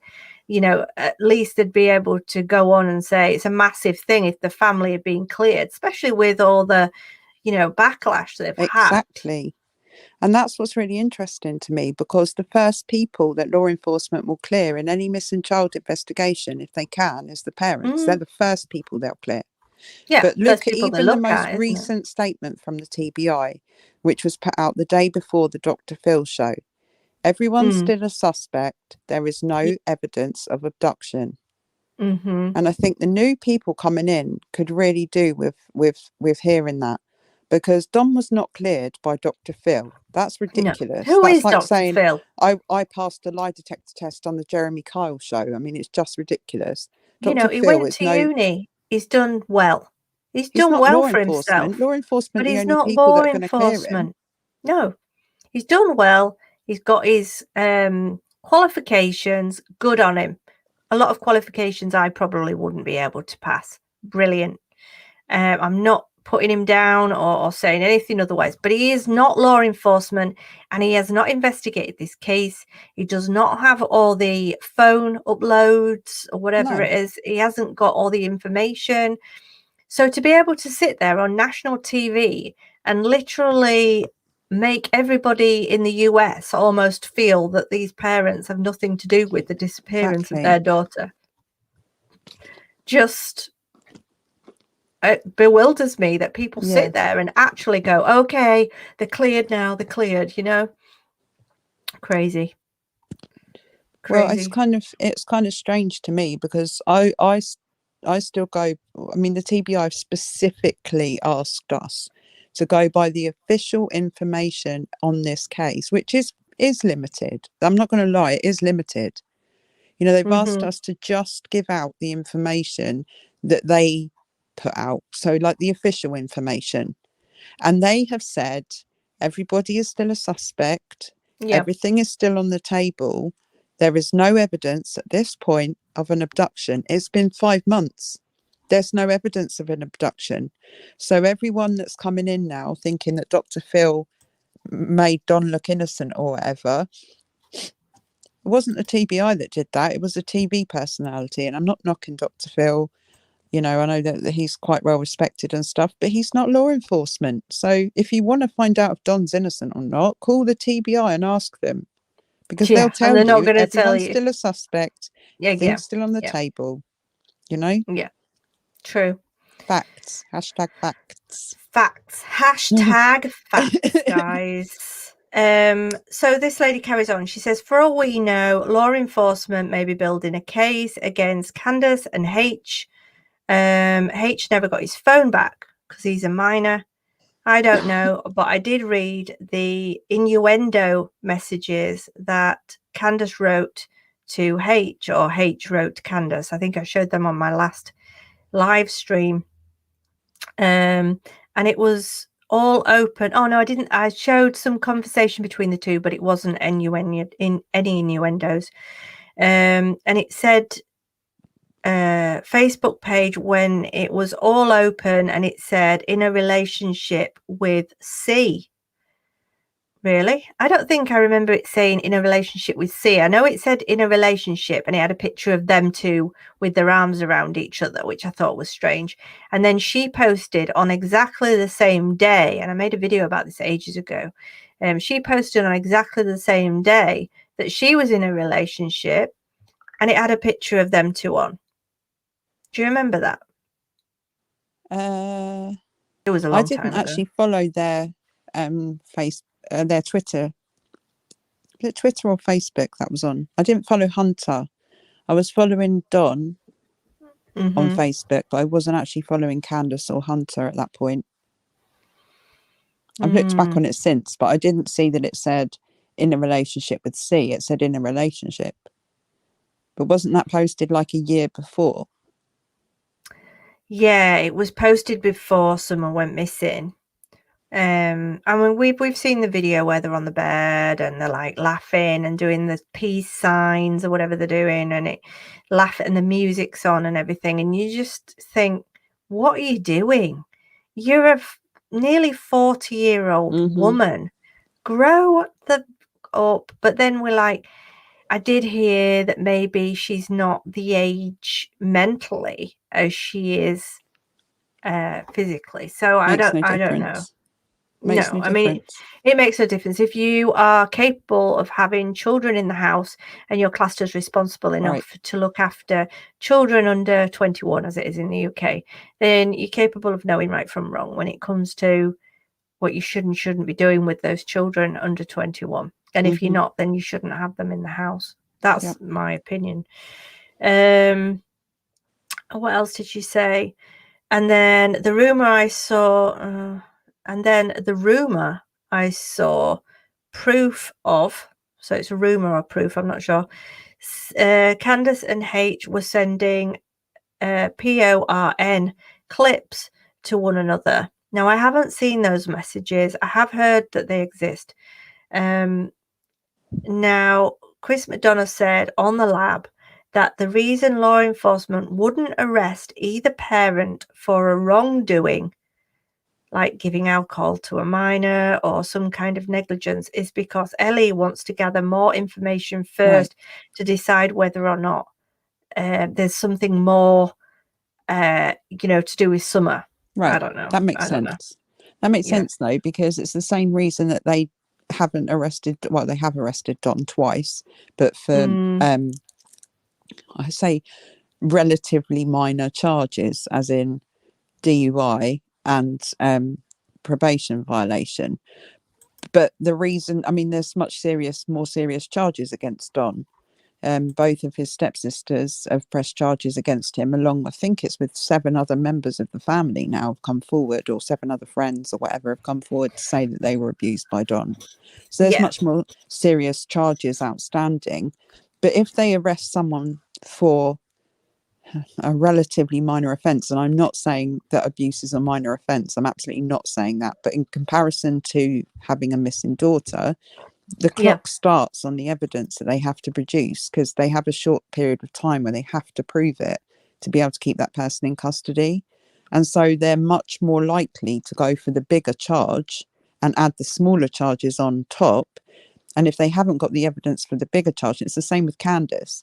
They're not necessarily going to go after her for the messages between her and Hunter, even though that's a criminal offence, because they want the bigger prize, if you see what I mean. They want the information on Summer, and until they get that, I don't think they're going to move in on them for any of the other charges. That's kind of how it seems at the moment anyway. Yeah, I think they're going to go for, you're right. They're going to They try could have and been go arrested 100 times over between the two of them. Yeah. You know, Don could have been arrested for punching Candace in the throat on a YouTube live, but they've got bigger fish to fry in that respect. Do you know what I mean? So once they get the evidence together for Summer, I think they'll move in on that. And then if there's any other charges to add, they'll add it on top of the bigger charge.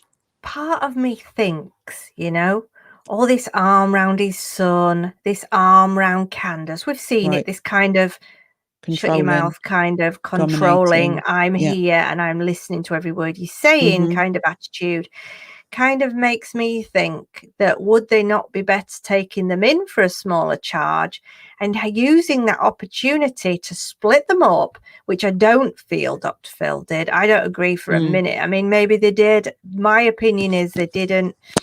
And I just think it would be, because you saw Donald get interviewed singularly on the panel, but you didn't see Candace getting interviewed singularly. I would love to have seen that. Oh my God, that would have been amazing. Them to interview Candace on her own. I think she's got such a story to tell, but while Don's sitting there, she ain't speaking, she ain't saying nothing. Yeah.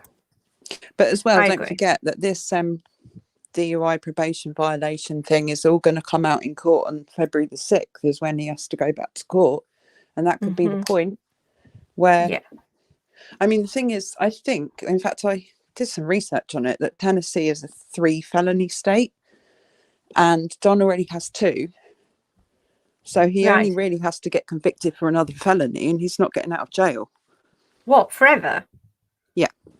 So, like, if I went and like pinched from a shop 3 times, I'd go to prison forever.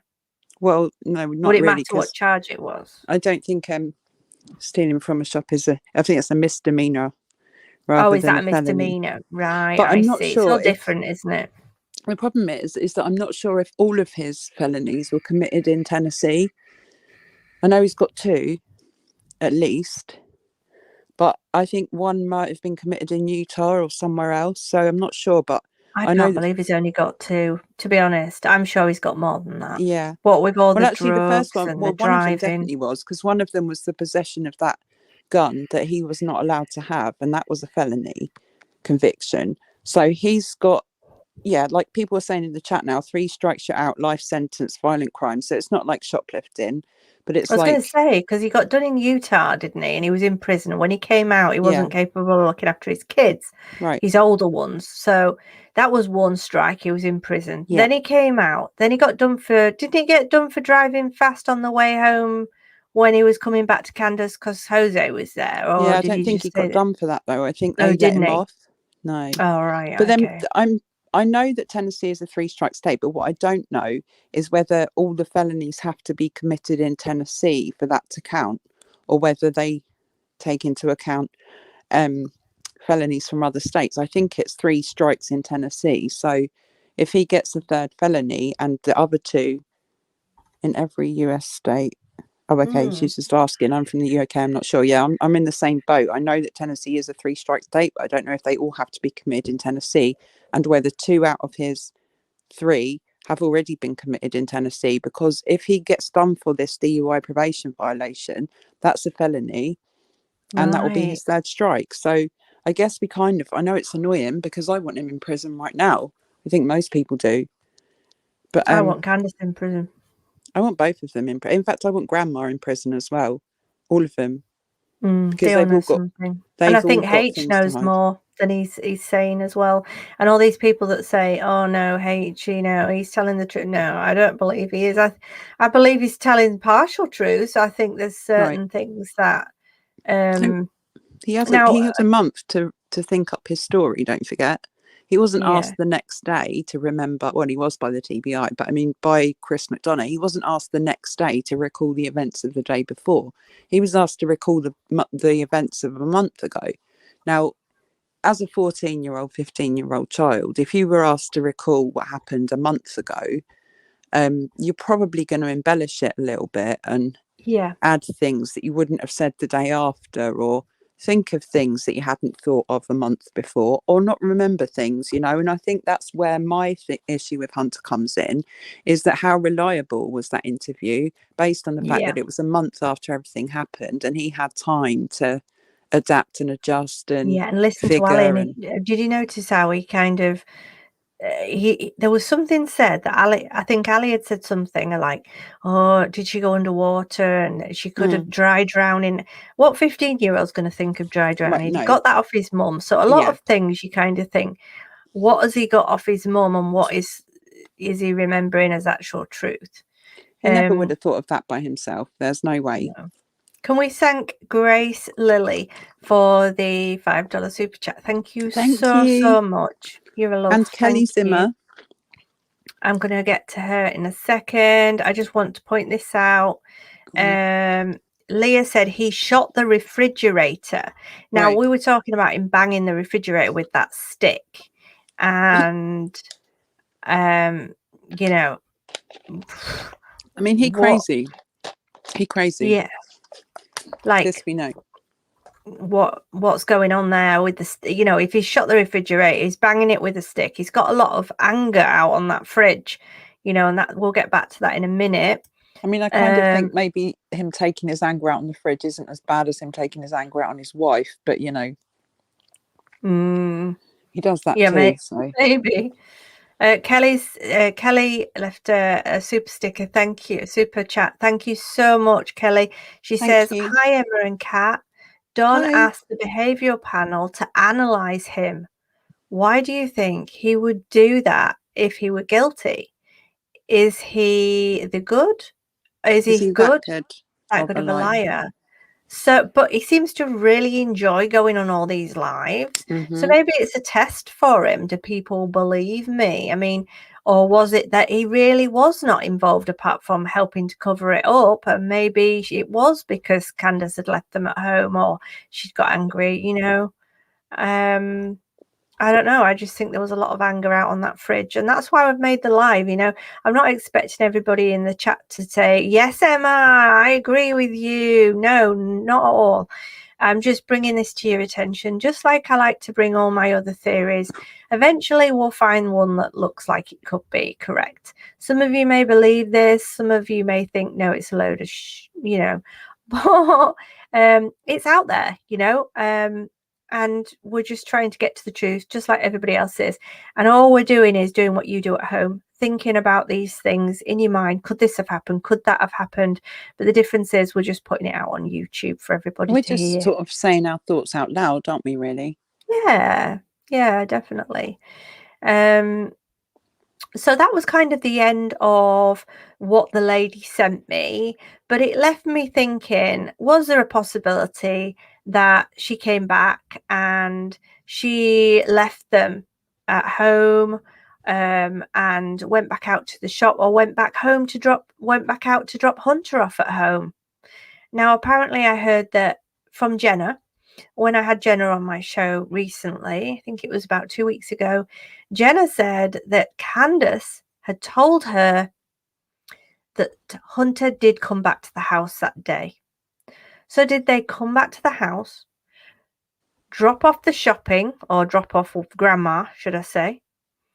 Summer decided she wanted to stay with her brothers, and she thought, okay, we'll drop Hunter off, and she's gone back to take Hunter home. And then that's when something's happened, whether it be the fridge, whether it be something else. But you know, that fridge just looks so dodgy to me, because first of all, it's a danger. Second of all, he seems to be taking out a lot of frustration and anger on it. He's shot it, apparently, according to Leah. He's whacking it with a stick, and it wasn't just once, it was various times. Got a huge thick seal on it, like you can't imagine. It's got a rack on it, which is halfway down, just below that white box that you see. It's about 4 inches down from that. So you would literally have to get in a ball to get under there. If that was the case, would she have been able to push that open with that thick seal on her own? Is there a possibility that that has anything to do with it? And if it is, you know, and these doggies have come along trying to sniff her out, and of course they're looking for a particular thing. We all know what they're looking for. But if somebody's unconscious because they have lost their oxygen supply, they could have been unconscious, and somebody who doesn't have any medical knowledge could quite easily see that as oh my god, somebody's dead. I don't know. Kat, what do you think about the fridge situation? And guys in chat, what do you think about the fridge? Do you think it's a crock of, you know, or do you think it's a possibility, or do you think something else happened? What do you reckon, Kat? Well, I mean, I did witness Don beating the shit out of the fridge. That, I don't think that's completely for no reason. I kind of feel like there's something going on that's triggered his. Not that it takes much to trigger Don's anger, but yeah, exactly, for his voice to falter and his stick to start hitting a fridge. I mean, it was just the most random thing. I don't know whether he must have hit it 8 times. He kind of got the message that actually you don't really allow your kids to play in fridges, or maybe he was a bit like, why did I? Well, mind you, he probably didn't. I don't understand why he didn't just build her a tree house or slide or something, why they had to play in a fridge. But you know, I don't really understand anything that Don and Candace do. I'm not sure about the fridge. I can totally see how an accident would happen, and that's generally why they tell people not to let their kids play in old fridges. I'm ambivalent about the theory, Emma. Ambivalent. You're what? Ambivalent. Ambivalent. You're ambivalent. I am ambivalent. Okay, Kat. Right, that's too big a word for this time of night, and I haven't had enough vodka. Okay, drink Okay, some vodka. so just Donna Marie says, I only know that Don had the car with Starlink, one of his 7 alibis. He's definitely a narcissist. He'll throw everyone under the bus. And do you remember when he was on that interview and he said, was it Molly's? And he said, I have 7 I can't do that southern accent. I have 7 alibis. Got 7 alibis. Candace got none. She going That's really down. Good. That's like really good, Kat. I like that. Do it again. Go on. I got 7 alibis. My friend Starlink. Candace ain't got none, and she going down. And then Candace went, I know. I just heard her go, Starlink, Starlink in the background. Starlink, your friend Starlink. But I mean, when you see a face, people are saying, nice cat, nice. When you see her face on Dr. Phil, I mean, she's crying. Now, somebody came forward recently. I don't know if it was Dirty Laundry, and she was saying that the reason why Candace was crying was because apparently Jenna, the girl that she was supposedly friends with, she was talking to at the time when she was in Hollywood, had got in touch with her and said that somebody, was it Jenna that had actually seen Summer, or somebody had said that they'd seen Summer. Jenna. Yeah, and it had got Candace's hopes up. But I mean, if she's not with us anymore, then it's not going to happen. But whatever reason, she was really upset during that Dr. Phil. Something triggered that response. Now, she seemed to capture her composure really, really well during the Chris McDonough, the interview room interview. And she was, and that's to say that was 30 days after Summer went missing, held her composure really well, and didn't seem to be too, intoxicated or whatever. And she seemed to pull it together really well. And that was only 30 days after Summer had gone missing. So to say it's nearly 5 months today. And on the interview room recently, she was in tears, makes you think, is Donald right when he's saying that she's on the verge of a breakdown? I don't know. I'm just looking to see if I've got the photo here. But one of the last messages Donald sent me before we stopped talking was, he said, let's see if it's this one. She's so broken. Her heart's literally broke. She's at the edge of a mental breakdown for the loss of her daughter. Okay, guys. I'd said to him, do you think in any way that Candace could be involved? I know that's the last thing you would ever want to think about that would be possible, but I'm not trying to upset you in any way, and my heart is good, but I'm trying to work out what could have happened. It's just weird how 2 family members could disappear in one family. And like I said, he said, she's broken. Her heart's literally broke. She's on the edge of a mental breakdown for the loss of her daughter. Now, take that as you want. But to me, I read it, and I only had to read that once, and I thought, wow, loss? Loss? Now, does he mean loss as in she's just not here anymore and, she's lost? Or does he mean loss as in the way that me and you would describe it in the UK, as in loss as in not here anymore, dead? What do you think, Kat? I kind of think either way, really, because Could be either. Summer is lost, right? Yeah, but don't you use the word loss like that? He didn't say lost. The loss, it's like he's referring to her as dead. Like, I mean, I know he's already said he's going to see her in the resurrection, which is like highly weird anyway, but I don't know. Maybe I'm reading too much into it. Guys, tell me what you think in the chat. In the meantime, I'm going to say, JT, thank you for the super sticker. You are amazing. Look at that picture of that doggy. So cute. I love the heart eyes. Thank you. Squeeze. Thank you, sweetie. Your doggy is famous now. Look, he's on the YouTube. Look.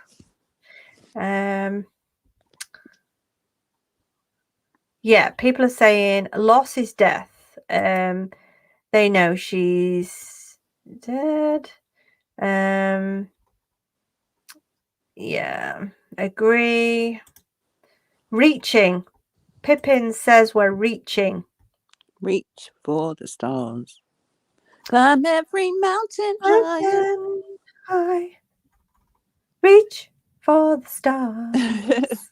Exactly. Leah says passed away. Vibe says loss is death. Well, that's what I thought when I read it, and I thought, am I reading too much into this? It just seemed weird, but I mean, obviously everybody's going to have a different opinion. That's perfectly fine. Like, we're not here to say you must believe us or you're wrong. No, we're happy to read everybody's opinions on this channel. We'll welcome everybody's opinions, whether they're different to ours, 1,000,000% different to ours, as long as you're polite and respectful. That's all we ask. So, is that it, Kat? We've put out our theory. Do you think there's any chance that she got stuck in that fridge, basically?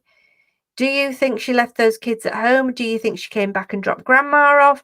Do you think she left Summer at home and went to take Hunter home? Was she actually in the car when she got back to Ali's? Did Ali actually see her?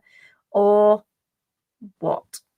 Wow, that's a bit of a loaded question and a million half. Yeah, that's like a million questions in one, Cat. There you go. There's been a The million floor is questions for the yours. last 5 months, isn't there, really? I still on the opinion that Summer never made it home that day. If she made it home, she wasn't alive when she made it home, when she got home. So my opinion is that Summer never made it home that day from the swimming hole, if that's in fact where they were. I don't think I count anything really that Hunter says, and I don't, it's not because I have any particular feelings about it. I just kind of think that he had too long to think about it. He would have told what happened to the TBI the day after it happened, and then he had a month to make it sound okay for the cameras. Personally, I think that either Summer was smothered, as in Candace said, it smothers me right at the start. Yeah. Because she would have been smothered in there, not being able to breathe.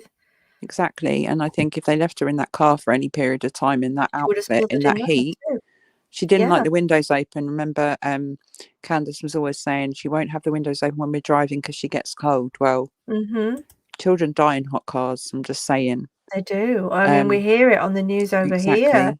Exactly. Mainly in America where it's warm, obviously, but it does happen over here. And these people, they say, oh, we took the kids to nursery, but we forgot the baby. And then I went to work. What? I mean, I have to laugh because it's laughable. Like, how could you forget your baby was in the car and go to work?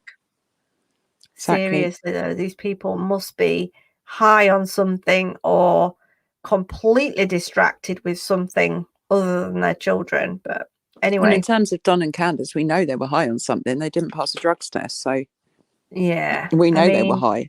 And people do things when they're in that state of mind that they might not do when they're stone cold sober, sitting in front of Dr. Phil, saying the word awesome when they're ruled out by Dr. Phil. Yeah, like they're completely different people when they're on YouTube. Believe me, they were loving that. I mean, did you see Donald smile at that point when he said that? He was like, awesome. Yeah, awesome. That's what he said. Awesome. I need that because now everybody's going to get off our backs. Well, sorry, guys, but we don't believe Dr. Phil, and we've seen more of this than he has. Until law enforcement come out and do a press conference and say they've cleared those parents, which they would do if they were able to do it, I'm going to suspect the hell out of them. Unashamedly, come at me. See how much it bothers me. It doesn't. Because the TBI haven't said it. And when the TBI say it, will I apologise to Don? No, I won't. I won't apologise to a self-confessed sex offender who beats his wife. I'm sorry. No, I agree. Completely agree. Jessie SX, thank you so much for the super sticker. You're a babe. Thank you. Angel on a Mission says Grandis needs to talk real fast. She will only have so much time to get a plea deal. Whoever talks first will get the deal. So guys, if you're listening to this, you need to talk fast because you'll get a plea deal if you get on with it. If you leave it till the last minute, you're going down. Okay. 100%. Yeah. I thought the other interesting point was when Dr. Phil said, has anybody recently left the area or left your home since Summer's been missing? And they both sat there and went, no, nothing we can think of. I mean, David well, how Dodson about your moved own mother, away. Candice? How about What your about own David? mother who left the home 2 weeks Yeah. later? Somebody didn't from think the of that, no? actual house. Somebody that was there with Summer Right. that day. Right. Has anybody left? No. Can't think of anyone. Can't think of anybody. Exactly. Only my own bloody mother. Exactly. Who lives in the same bloody house. Exactly. And she wasn't the only one. There was quite a few people that moved away. But the first person you would think of when you're asked that question is your own mother. Yeah. Grandis. Grandis, in Sherry's opinion, yes. Grandis. And David Dotson. I mean, many people have speculated over him. I've not really touched on him too much. I'm not really sure. And then there's Kelly saying Jose. Problem is, no one can find Jose. Like, somebody sent me a picture of this guy on Facebook and they were like, do you think this is Jose? And it looked like him in the face. Having said that, he was bald. Now, Jose to me looked like he had a full head of hair. And so I don't really know if it was him, but I think everybody's struggling to find him. It's like he dropped off the face of the sodding earth, literally. Well, yeah, but then, like I said earlier, I think that he disappeared off the scene in October 2020. I don't think he's anywhere near Tennessee personally, but that's just my personal opinion. Which also makes me think, is he a missing person? Like, that's why I mentioned it earlier Does on. he just not want to put his face and name and everything out there because he's got a string of criminal convictions and he doesn't want to draw attention to himself? You know, that's what most kind of sort of semi-sane people would do in this situation. Yeah. But there doesn't seem to be a lot of them around the Ben Hill area who seem to put themselves out on every opportunity to talk about themselves. I'd like to see a compilation of clips where Don has said the word summer, because that would be a damn short video. Oh, yeah, that would really, wouldn't it? She liked to twirl in my hand. She loved to twirl. She loved to twirl. And she would just twirl and twirl. Twirl and twirl. Honestly, when I never have to hear his voice again, I think I'm going to party that day. I'll be drinking the vodka that day. The thing is, because this narrative changes so often, like I was saying earlier on, everybody's like, we need to watch this new update. Nope. And the problem is, we have to listen to his voice each time. I don't have to listen to anything or watch anything. I know everything I need to know about Don. Everything I need to know about Don, I already know. I do not need to listen to him drawl on about himself any longer. You know, like I said earlier, how much opportunity has he had to come on to social media? An opportunity that most parents with a missing child would relish, to be able to discuss their child, to discuss, you know, everything that everybody wants to know about Summer. He comes on and he talks about his damn self. All he talks about is himself, his pain, his stress, his upset, people bullying him, people bullying Candice, but mostly him. You know, it's never, ever, ever, ever been about Summer. I said that earlier with the Facebook. He told Dr. Phil, you know, I went on Facebook. I thought I might find Summer on Facebook. Well, she's not on Facebook, but, you know. And I put all of her pictures out. No, you didn't. You didn't. I remember those first few months watching your Facebook page. All you put out was hate. He just put out hate against hate, hate about the people searching for Summer, hate at the people that were offering to help him, hate at the people that were offering him a platform.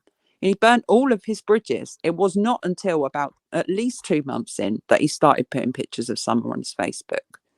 So he can sit there, tell Dr. Phil whatever he wants. We've been with this case since the beginning. We know what the score is and how the land lies.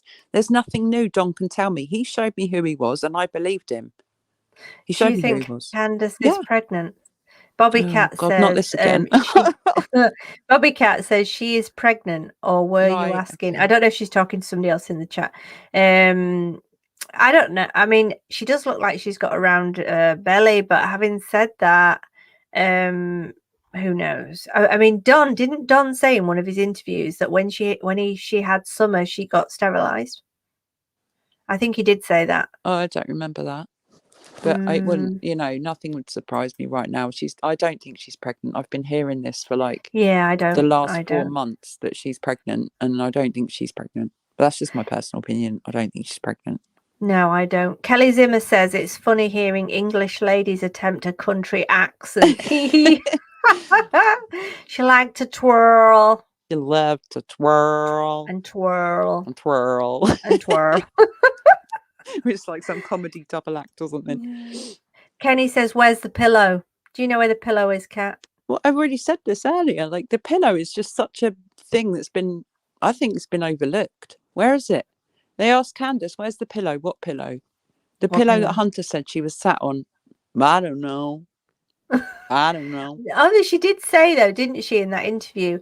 Oh, she said the pillow. She said, yeah, Summer sat on it because she was wet, and Grandma doesn't like her seats wet, but yet Hunter's wet, but he didn't have a pillow. It's just. Well, do you know what I think Summer didn't like? Falling asleep with her head against ice cold milk. A pillow would have really helped her in that situation. Do you not think? Yeah, brilliant. Yeah, definitely.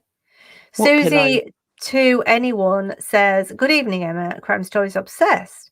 Oh, that's polite. Flower heart. She said, did you hear Scott H stream today? No, to be honest, I've had the boyfriend here. He's off work too. So we've just been chilling, watching TV, relaxing.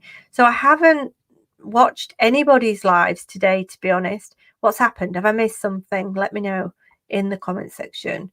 What else does anybody say? Hello, Emma. Crime Stories Obsessed. And all in the chat. Yay, I finally caught a live. Woohoo! I just want to give a shout out to her, Crazy Girl Paranormal Oddities and Adventures, because I've seen her in quite a few chats and she always loves it when the creators give her a shout out. So I'm just giving her a shout out. Carol, he hasn't been a registered doctor for over 30 years. Who's that? Oh, Dr. Phil. Dr. Phil. Yeah, I heard he's not even registered anymore. So if you're not registered, can you call yourself a doctor? I don't know if you can, to be honest. You'd have to ask Douglas. That's I think like you probably me can, saying, because didn't you train as a doctor? You still have the doctorate. You just lost your job as a doctor. I'll have to ask him. Bulus, if you're listening, are you still a doctor even if you're not registered anymore? Isn't I mean, I'm a paramedic. Can't you just shout down the stairs and ask him, Bulus! Sandra! I'd be like, Bulus! Sandra! Sorry, guys, he's Egyptian, so that's why he's got a name that you wouldn't recognise. Is Candace pregnant? You put his Grandis pregnant. Oh his my Grandis God. pregnant with Don's child. Probably not. Go for no on that. I mean, biologically, Kenny, you've made us laugh. If anything else, seriously. Grandma took Jose to Mexico. Grandis is gay as well. So I'd let you know that. She's what do they call it? Lesbian. Yeah, she's of the lesbian persuasion. Yeah, shouldn't she left the kids, didn't she, when they were young? She abandoned her kids. Yeah, she abused her kids. She abused Candace and Jeannie and then Rose, abandoned them. And then she abandoned them with the father, and she went off with another woman. So anyone that thinks that this woman is capable, I mean, she's not even really allowed to see her grandchildren. She's not allowed to be left alone with her grandchildren. So that should tell you something. Yeah. And she didn't care for her own children. So the fact that anyone thinks she's going to care about her grandchildren, have a little think. Give your head a shake, as they say in the north. I've got a question for you. Do you think Don is pregnant? Somebody said Don is pregnant.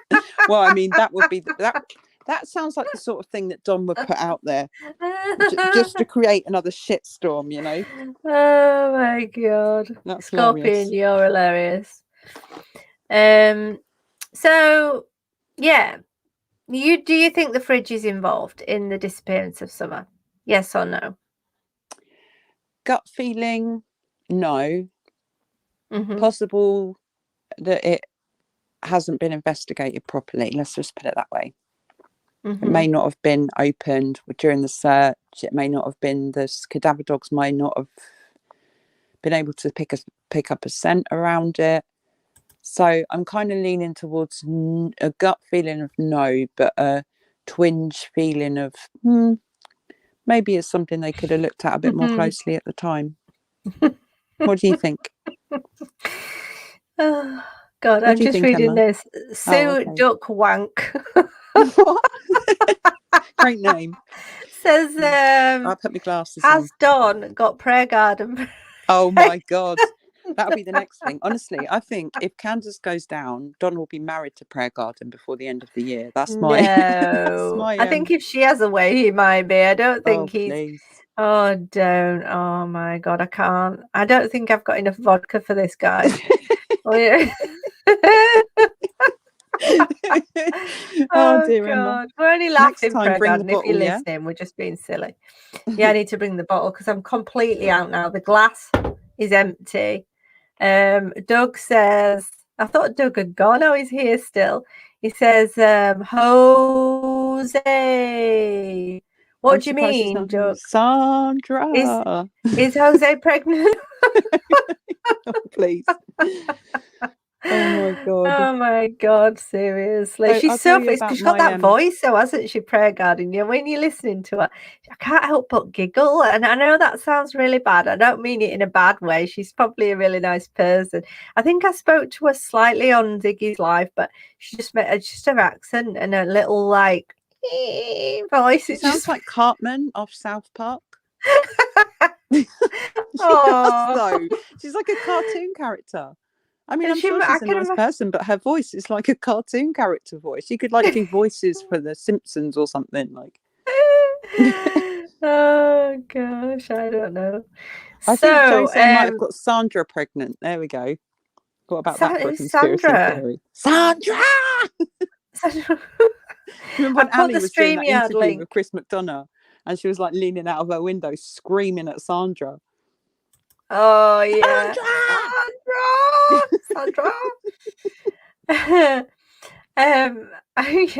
I've got the link in the chat, guys, because we're about to finish soon. So if anybody wants to come up and chat with us before we go, or we will finish up. See what you guys are thinking about all this tonight that we've talked about. Whether you think it's a load of shit. Sandra's in the chat. Look, Sandra's in the chat. Sandra!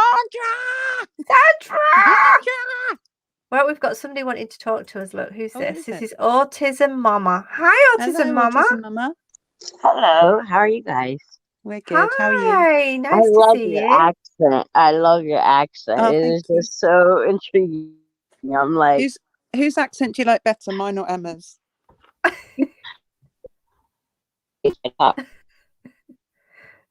Make sure you say the right one or I'll kick you off the street. It's okay. You can like Emma's. The northern accent is much prettier than the southern. I'm joking. Sorry, go on. What were you saying, Autism Mama? So I know Candace is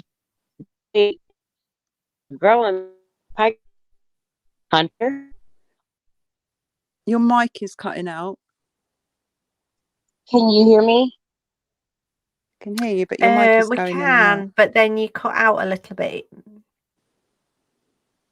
How about now? Yeah. Yeah. Now. Mm-hmm. You hear me? Yeah. Yeah. Okay. I said everybody seems to be pregnant. I said, but Candace may be pregnant by Hunter. Oh my God. I just can't. Wait a minute. Let me just fall over on the desk. Please, no. I mean, to be honest with you, I have looked at Summer. You know. Hello? Yeah, we're here. Hello? I think she's gone. She shouldn't be messing with no 15-year-old. Can you imagine, though? Like, that would be crazy. To be honest with you, I did look at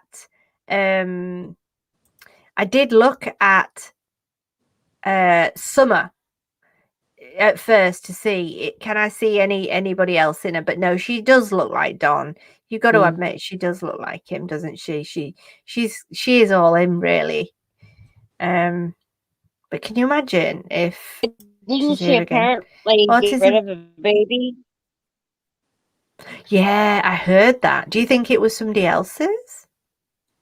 Hunter?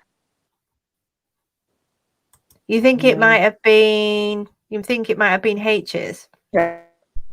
Yes. Wow. I very well might. I believe that. Very well believe that. Do you think that Candace is a prolific child abuser? I believe they all are.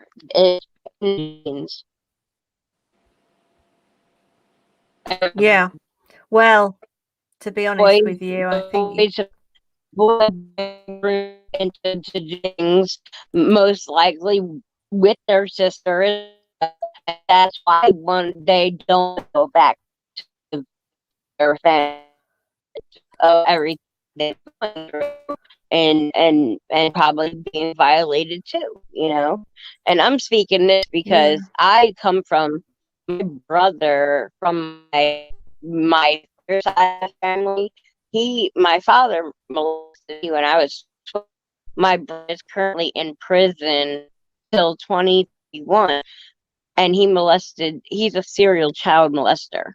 He molested and sodomized all 4 of his children, some of their girlfriends, his sister-in-law, a little 3-year-old. Oh, that's so sad. She's gone and she must have lost signal. Hello, sweetheart. Thank you, Janet, for coming to talk to us. How are you? Can you hear me? Yeah, we can. Are you okay? I am good. I just wanted to give a little insight into, somebody being on the Dr. Phil show. Well, I wasn't on the Dr. Phil show, but I was on a show where they did a makeover and my kids put me on it. And yeah. it is quite a setup. Really? What happens?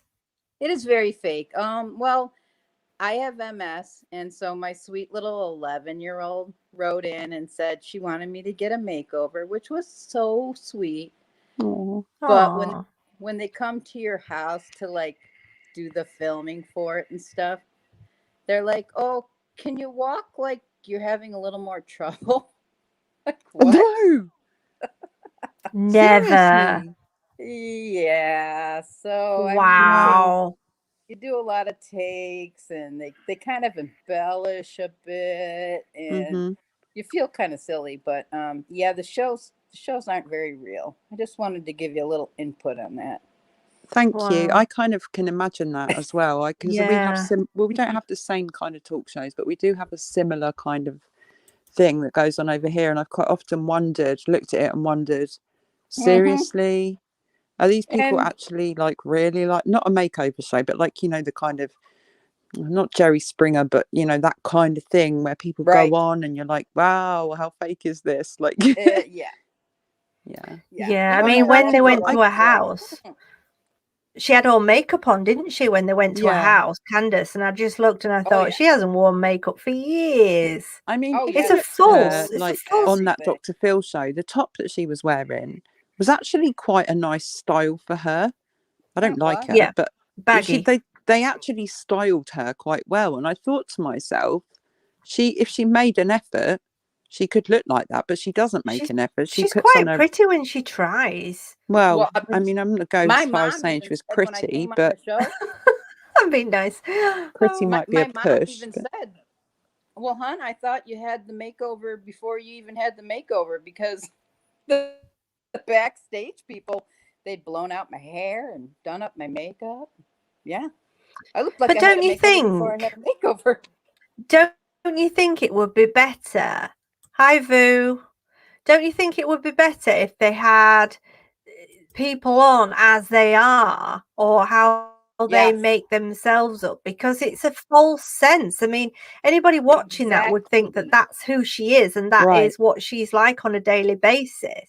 I mean, if you went on because you wanted a makeover, then it's, you know, you're going on to have that makeover, and they know that that's, you're going to look different. But people watching that would think that that is her norm, you know? Exactly. Some But people you got a and shock I coming and in, haven't everybody they? that's been watching them on YouTube, we were all like, yeah, this is not Donna Keats. No, Some people have it got a just, shock coming to them if they haven't seen them before, and then they saw them on Dr. Phil, and then they come on YouTube and find out what they've been up to for the last 5 months. They've got a hell of a shock coming to them. Go watch Molly Go Lightly. Right. All right, guys. yeah.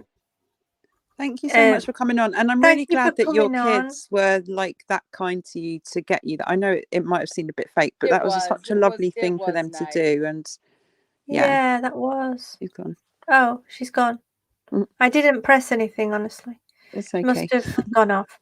Amy Lawler. Yeah, we mentioned this earlier. We're struggling to slow down the chat. Do it with your finger, girls. Let Amy's your fingers right. do the walking. I'm just having to do the same because we can't slow the chat down. I've tried. I can't do it. I need to get hold of Doug and call him and ask him to help me, because I've been into YouTube and I still can't work it out. I've even Googled it, Dr. Google, but still not figured it out. So, you know, just not very technical with that kind of thing. Yeah, do you know, I've only ever done 20 odd lives in total, and that's in like a year and a bit. So for these people that were like commenting, I don't know if you know, guys, but last night, well, it'll be your daytime, last night for me, I posted my Amazon wish list because I had people asking me if they could get something for me or for Penny for Christmas or whenever, and I didn't know what to say. It was when I was boxing up the stuff for the refuge for the women's refuge on Saturday, and people were asking if they could send a present. So I put my Amazon wish list. Now, this Amazon wish list is not just for, you know, it's for everybody. It's for my family. It's for my mum and dad. It's for everybody. And so there was some expensive stuff, but there was also some cheaper stuff on. And the comments I received last night were awful. There was some really nasty comments. I'm going to send this to all the other YouTube creators out there. And I was like, whoa, what? Like, you obviously didn't watch my women's refuge video because it wasn't about summer, you know, so you didn't watch that, but now you're having a go at me because I've listed my Amazon wish list on here. And it's not because I want people to buy me things all the time. You know, I just thought, gosh, people don't really know me that well. If they think that I'm just trying to, you know, if I was one of these people that was doing a live like every single night getting super chats and stuff, I'm not, you know, I don't even do the, you know, you know, Kat, what I'm trying to say, Kat. Yeah, I do. I think you're the least expecting person in terms of what you want other people to give you. And I think that was quite cruel, because I watched your live when you were boxing up the 19 boxes for the women's refuge, and that was just such an altruistic thing that you did. And there were people in there asking if they could send Penny a gift, and you weren't prepared to put your address in the chat, and I think that was fair enough. The way that you went about it was to put your Amazon wish list up and just leave it there. You didn't say everyone has to buy me something. You know what I mean? It was just a suggestion for people that might have wanted to buy something for you or buy something for Penny. So yeah, I was quite disappointed that you received so much kind of vitriol on that post. I'd like to think that they weren't my subscribers that saw that. You know, I'd like to think that there were other people other than my subscribers, because my subscribers are just lovely. Autism Mama's come back if she's got a better signal. Hi, Hello. Autism Mama. Hi, how about now? Yeah, much better. Yeah, we can hear you, darling. All right. Did you move to the Wi-Fi, or did the Wi-Fi move to you? My Wi-Fi was actually off and I didn't know. Oh, okay. Oh, Yeah. cool. I'm glad you got it sorted. Yeah, so, but yeah, I I don't work with my phone much. My son is 5 with autism and works my phone and his dad's phone better than we do. Oh, Yeah. He's a brilliant little boy.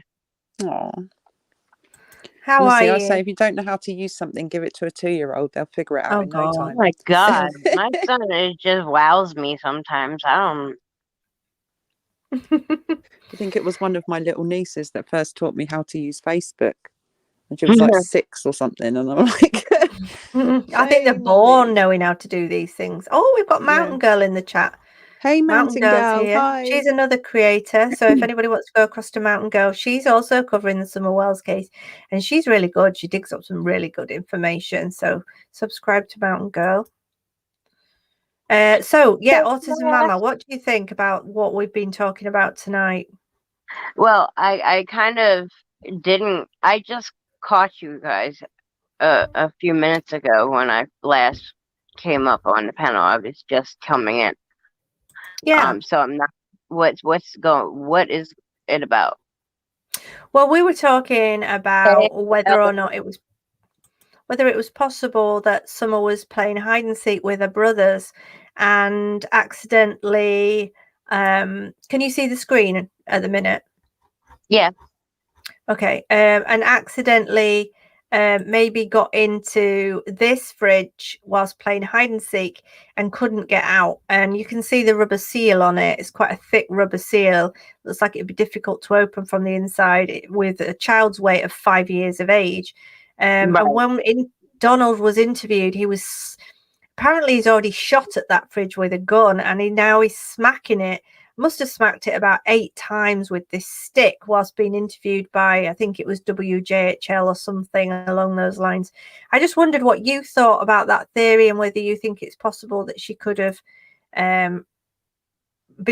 got stuck in there, or Okay, so my point from that would be, where is she then?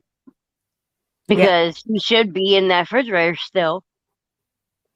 Unless somebody did some corruption and got rid of her so they could save the boys or whatever, which really didn't, did, because they don't even want to be back with them. But, like,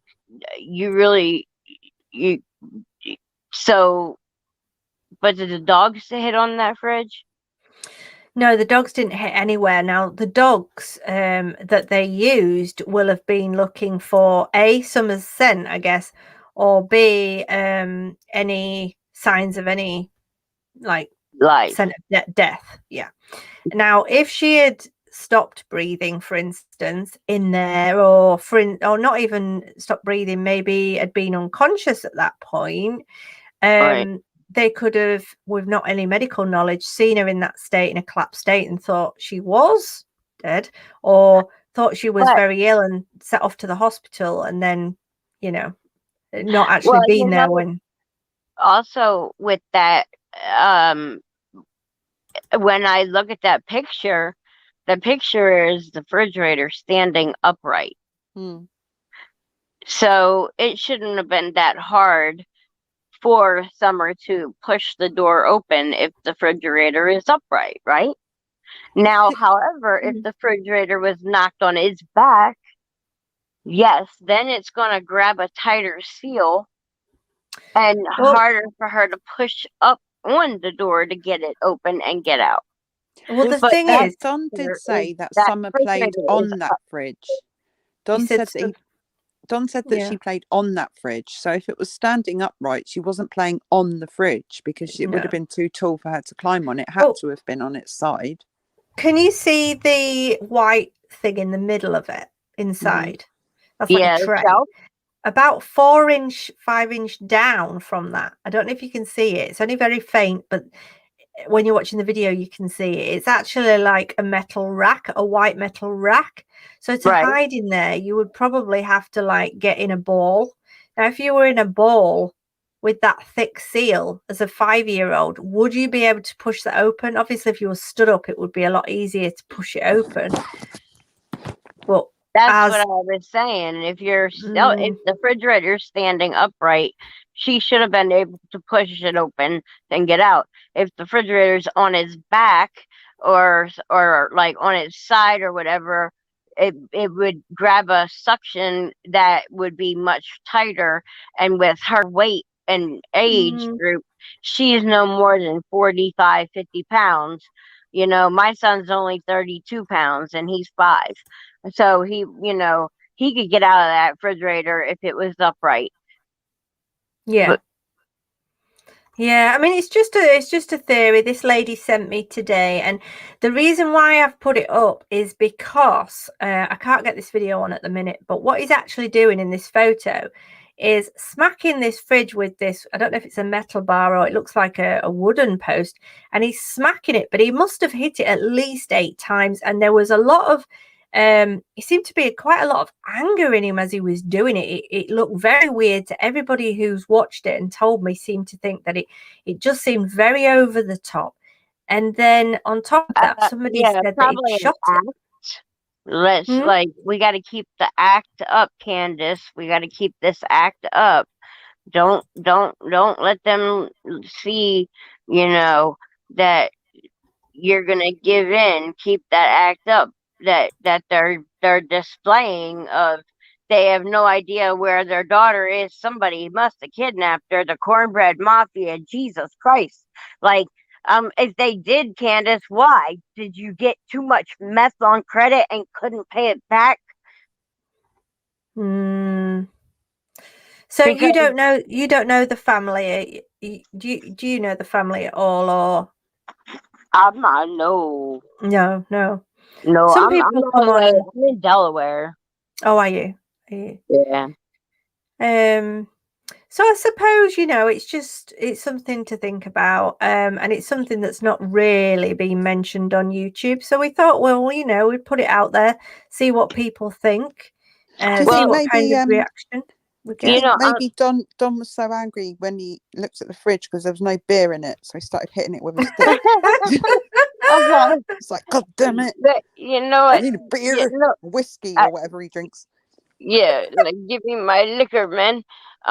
But I honest to God, this is my second um story that I'm following because I Mhm. originally started off with the boys in Cal City, Yeah.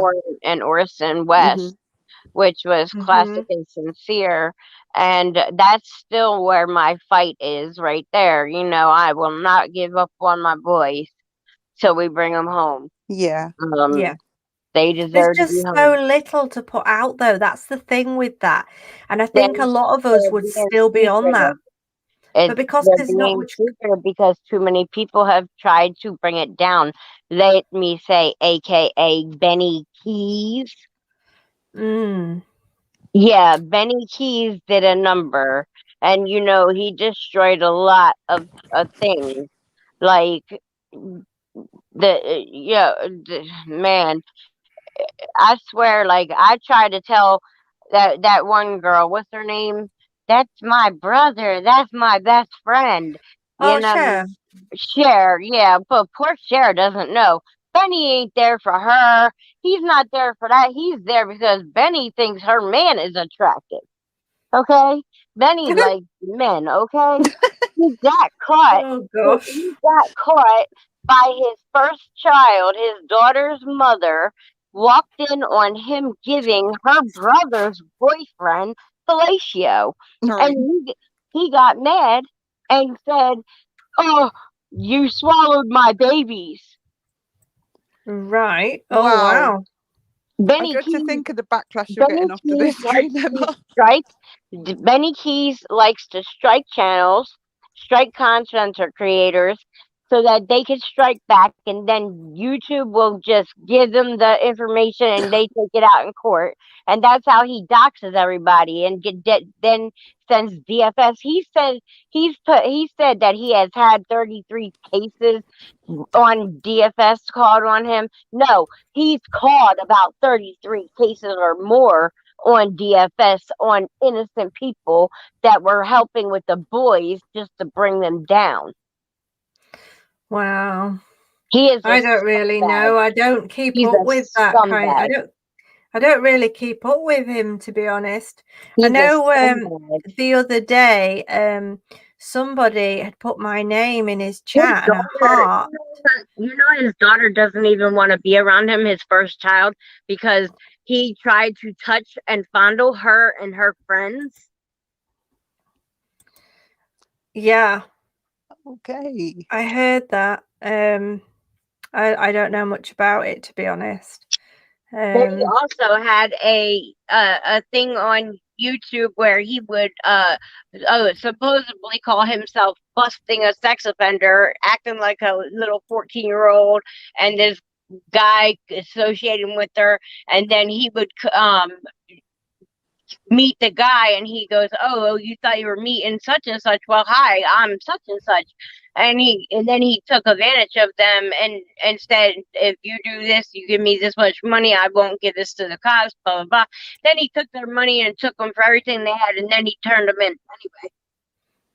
Wow. And then he said know. that he wanted to be a drug dealer so bad and a gangster so bad, he called the boys trip babies.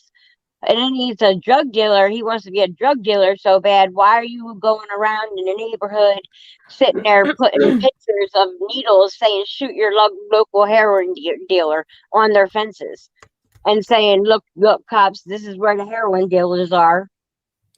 Yeah. Well, I mean, it's probably best if we don't give him any, like, what's the word? Yeah, attention. You're right. Yep. Give him any attention, you know, but that's probably the best thing to do, I reckon. Yeah, I agree. I'm sorry I had got that out. That was really. You sounded like you got that built up there and you needed to. Yeah, it has, because it has affected our search and rescue efforts for our boys. You know, he has ruined a lot. You know, our boys haven't gotten any national news, nothing, hardly any national news. Like, but poor Summer Wells has like 132 agencies that have stepped in and helped. But yeah, you that's get very that for our boys. frustrating. Why is that? I know. Why? I'm guessing it's because it's a different skin tone. It's a different area. Like, they do different things in different areas. That's the only thing I can think of, because it is frustrating. I think it's a different skin tone. Do you think? I really do. I think it's a different skin tone. I mean, I'd like to think it isn't. They don't share similar skin tones. So the ones with the darker skin tones don't matter as much. Oh, I'd like to think that's not the case, but I mean, who knows? There's other things at play here. Look at Michael Vaughan, Monkey, who's missing in Idaho. So I've got a mouthful of chocolate. I muted my mic and then unmuted it while I had a mouthful of chocolate. Michael Vaughan, who's missing in Idaho, has been missing for 4 months, and he's hardly got any coverage at all. Most people don't even know who he is. They don't even know his name. And he's not dark skinned. He's white, a white child.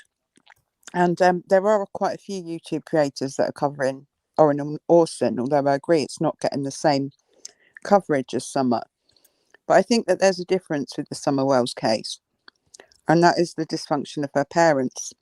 Yes. Because I don't think that if her parents were, I hate to use the word normal, but if they were presenting as normal people, there would be almost no attention on Summer Wells either. Because it's the only reason that people talk about one case, this case in particular, is mostly because of the drama that surrounds her parents and her grandparents.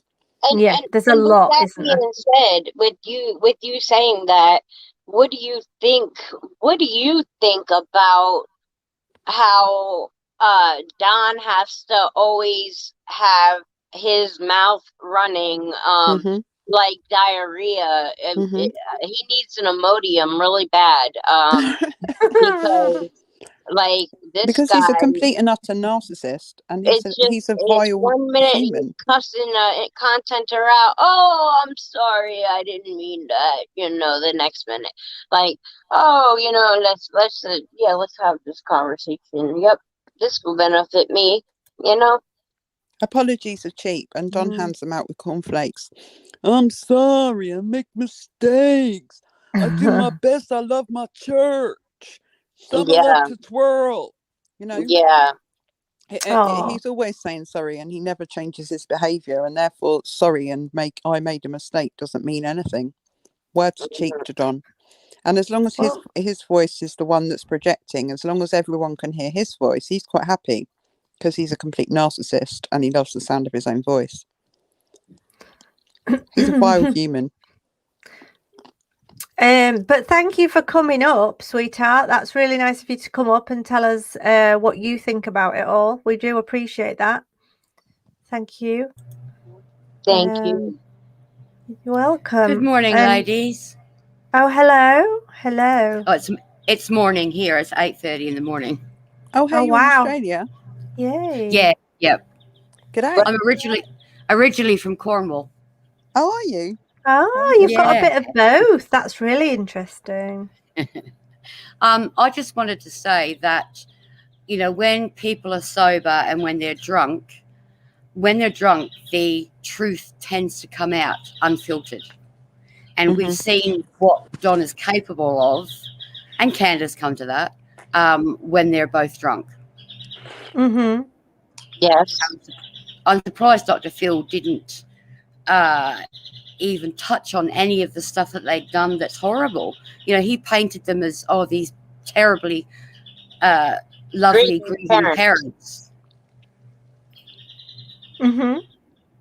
Yeah, Dr. Phil didn't have 5 months to present their life. You know what I mean? We've been observing it for the last 5 months. He had like I a few weeks. don't think he's seen everything we've seen. No, not at all.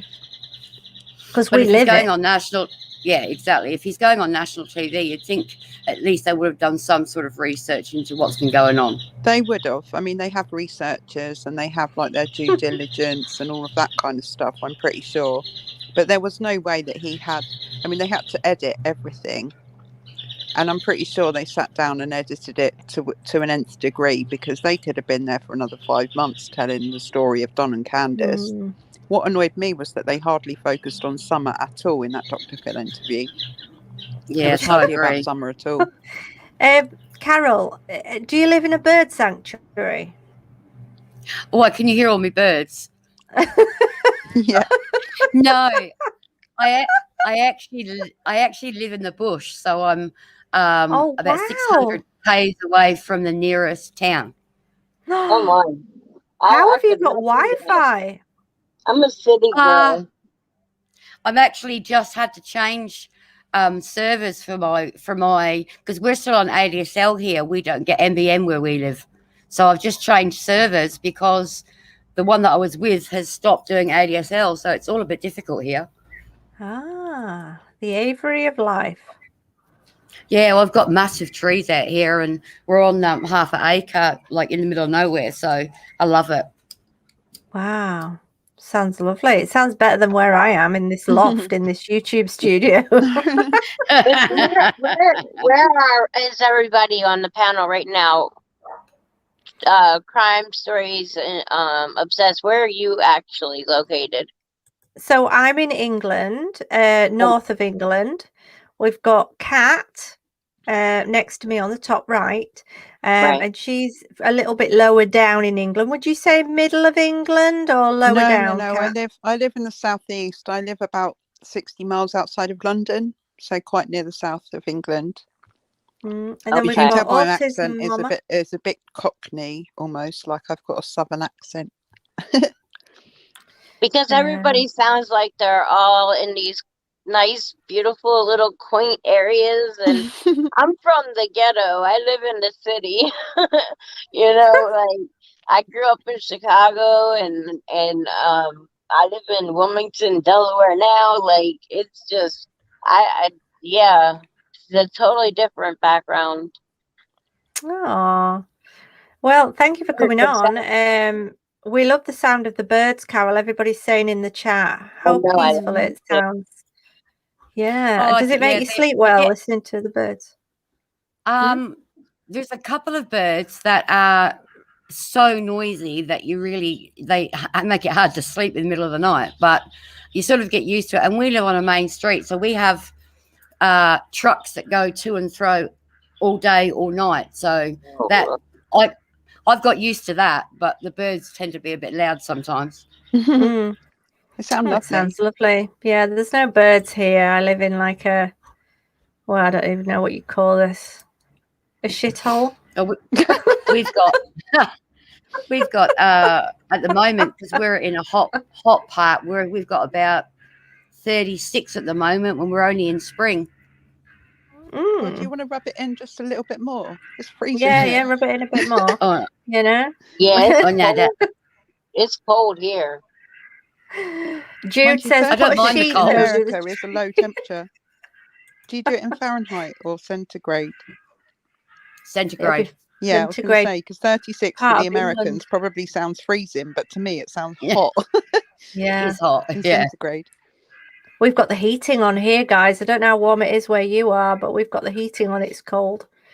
Some of the I've got people the in air America have conditioners already on. got snow. I've got friends who live in America who have already got snow, and I'm like, that's crazy. I don't think I remember the last time we had snow here. My husband's never seen snow. He'd love to be able to go and see snow. Really? Wow. Yeah. It's not that exciting. It's cold. Yeah. Yeah, well, I could I've pass had lots on of the it, but snow. yeah. I could pass on the snow. Yeah, for sure. Just Donna Marie says, wait a minute, comments jumped. Where's it gone? Someone stole it. Yeah, I'm struggling with the chat. It says, Emma, Oh, good, she says, good night. good night. Yeah. Try and find the membership. Join the link. It's 1:30 a.m. Here in Germany. Emma, get some sleep. Good night. Oh, to all. Bless her. Good night, She said Donna. choose at the end. Good night. Choose. Good night, just Donna Marie. Bless. I'm going to be heading off soon, Emma, because it's like Yeah, 1 me o'clock in the morning too. here. Me It's too. I just 7 want to ask Carol what she thinks of a theory, and then we'll go. Okay. It's 7:42 here, and I'm about to go put my baby to bed. So Aw. I'm gonna Ah, get off here. I loved having a chance to be on your panel. It's the first time, and I enjoyed it. Thank you. Cool. Thank you. Hope you come up again. thank you. Good night, everybody. Good day. Good night, night. guys.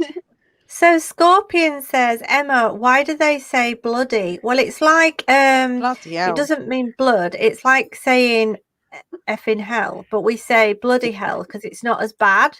It's just kind of like an English thing we say. I don't know if Australians say it as well, possibly, but we're kind of like, bloody bloody hell. hell. I think they bloody do. They bloody do. Oh my God. I think Australians tend to swear more than the English, because I know when I was there, I wouldn't have dreamt of saying the F word, but here it's sort of like normal. So the other day I said to one of my friends in America that they were the bloody inbred mafia. And she was like, please say it again, the bloody inbred mafia, the bloody inbred mafia. Apparently I sound cute when I say it. I don't know. Oh, you always sound cute, Kat. Apparently so. Okay, Carol, are you Yep. going? I was just going to ask you really quickly what your theory is to do with the Summer Wells case. What do you think? I believe that something happened to Summer, and Candace rang Don to tell him, and then they've met, and Don has disposed of her. Yeah. You think that's where Ellie might be going with this? Yeah. Yeah. I'm on the same page as you.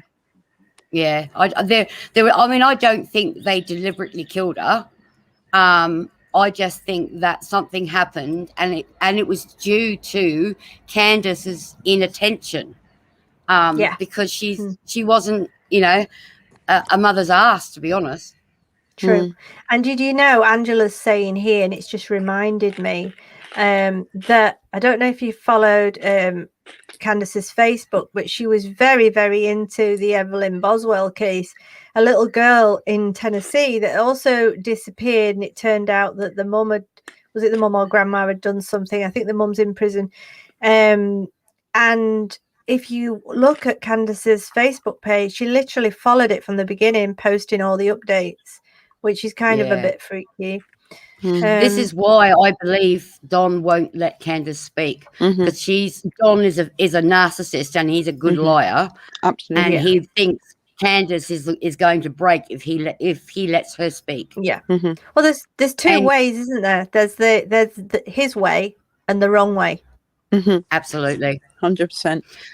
All right, ladies, thank you very much, and Thank you. have It a was lovely, great to meet lovely you. evening. Okay, take care. Thank you, too. darling. Bye. Bye.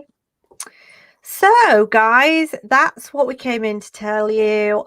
Believe it, don't believe it, think about it. Is it a possibility? Is it not? That's all. If you don't agree with it, it's absolutely fine. It's just we're putting that out there as a theory to see what you think. Kat, thank you so much for coming on as usual. You're welcome. Best Anytime, YouTube Anna. friend. And Candace, my top mod, and all the other mods, I love you. Thank you for helping out in the chat. I think you're all amazing for what you do, and all my subscribers that come back religiously to watch and support the channel. If anybody wants to, oh bless her, Bobby Cat's left us a super chat. Thanks for the information and the laughs. Bless you. Thank you, Bobby Cat. We love you lots. We try. Oh, we get some lovely comments, you know, Kat. Yeah, we do. Everybody's so nice on this channel. We're really lucky. So yeah, we'll be back again soon, and as always, guys, take care. Great to see you all. Thank you. Thanks, Nice Emma. to see you all. Bye, guys. Bye. Bye.